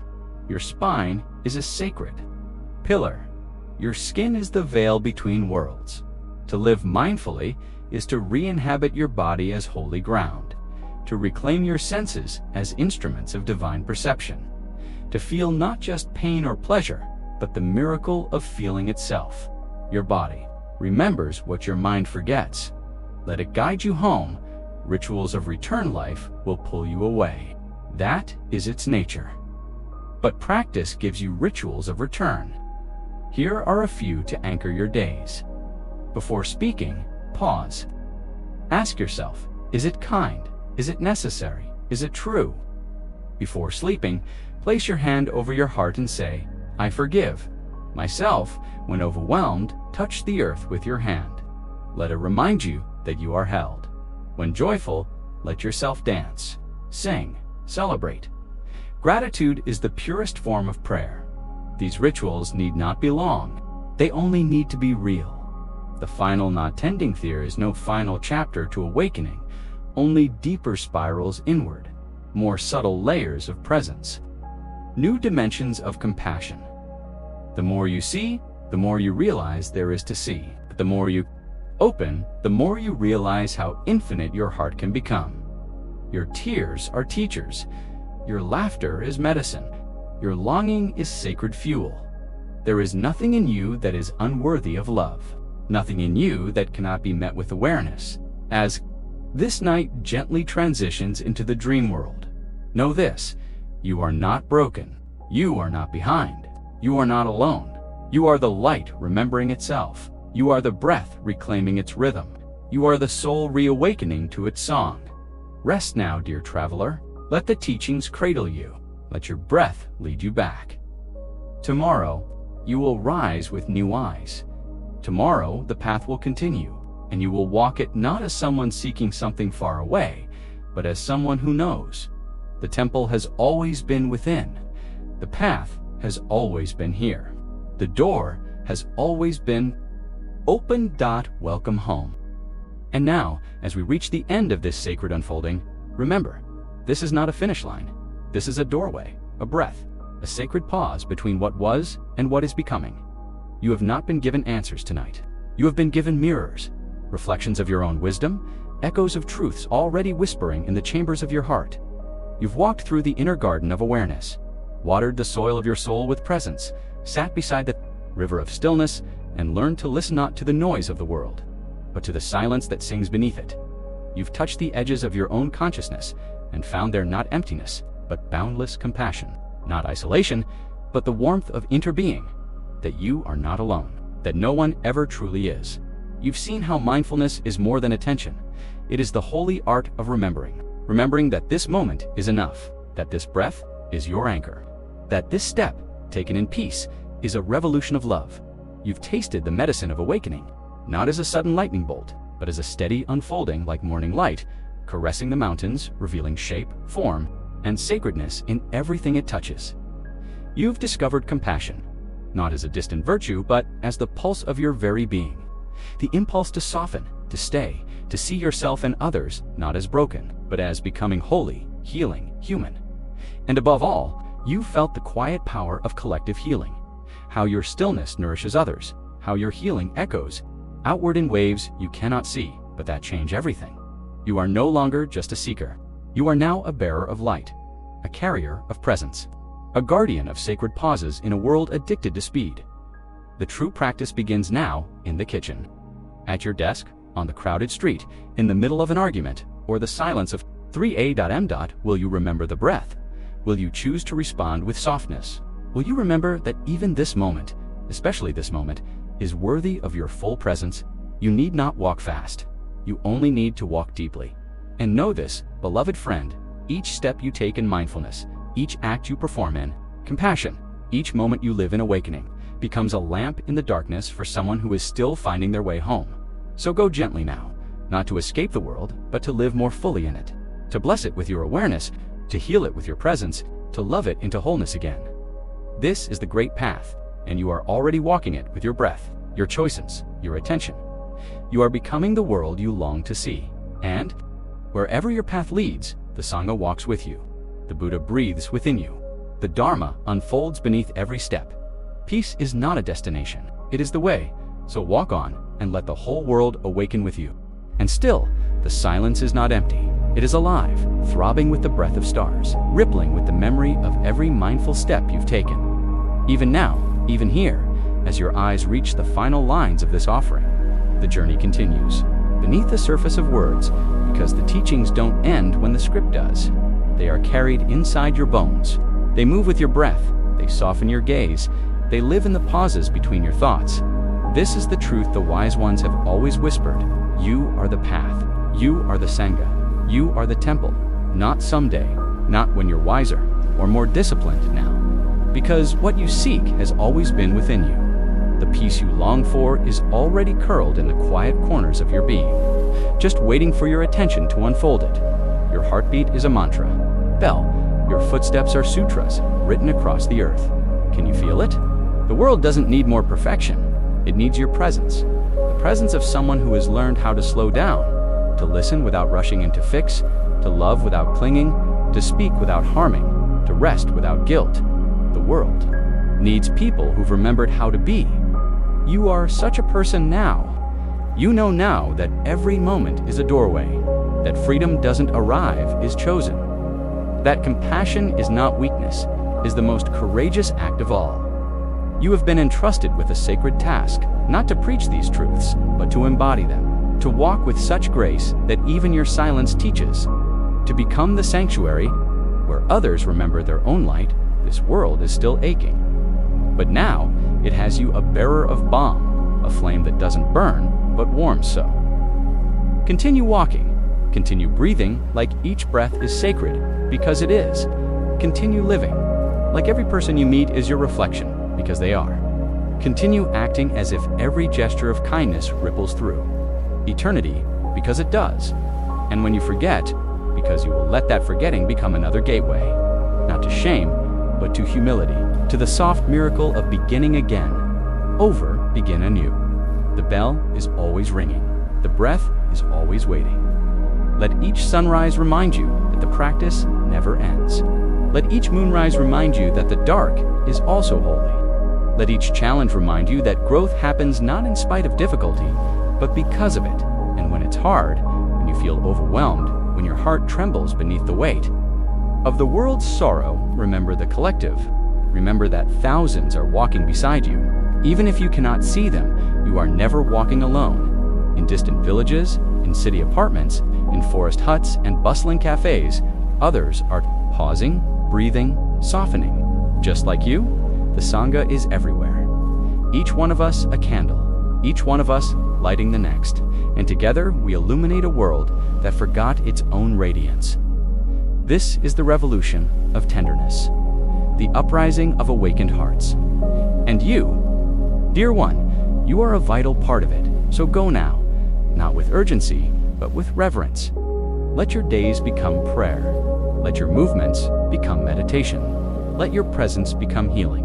And in the quiet hours when doubt returns, place your hand gently over your heart and remember, you are here, you are awake, you are enough. And in that remembering, all things are made new again. Welcome home.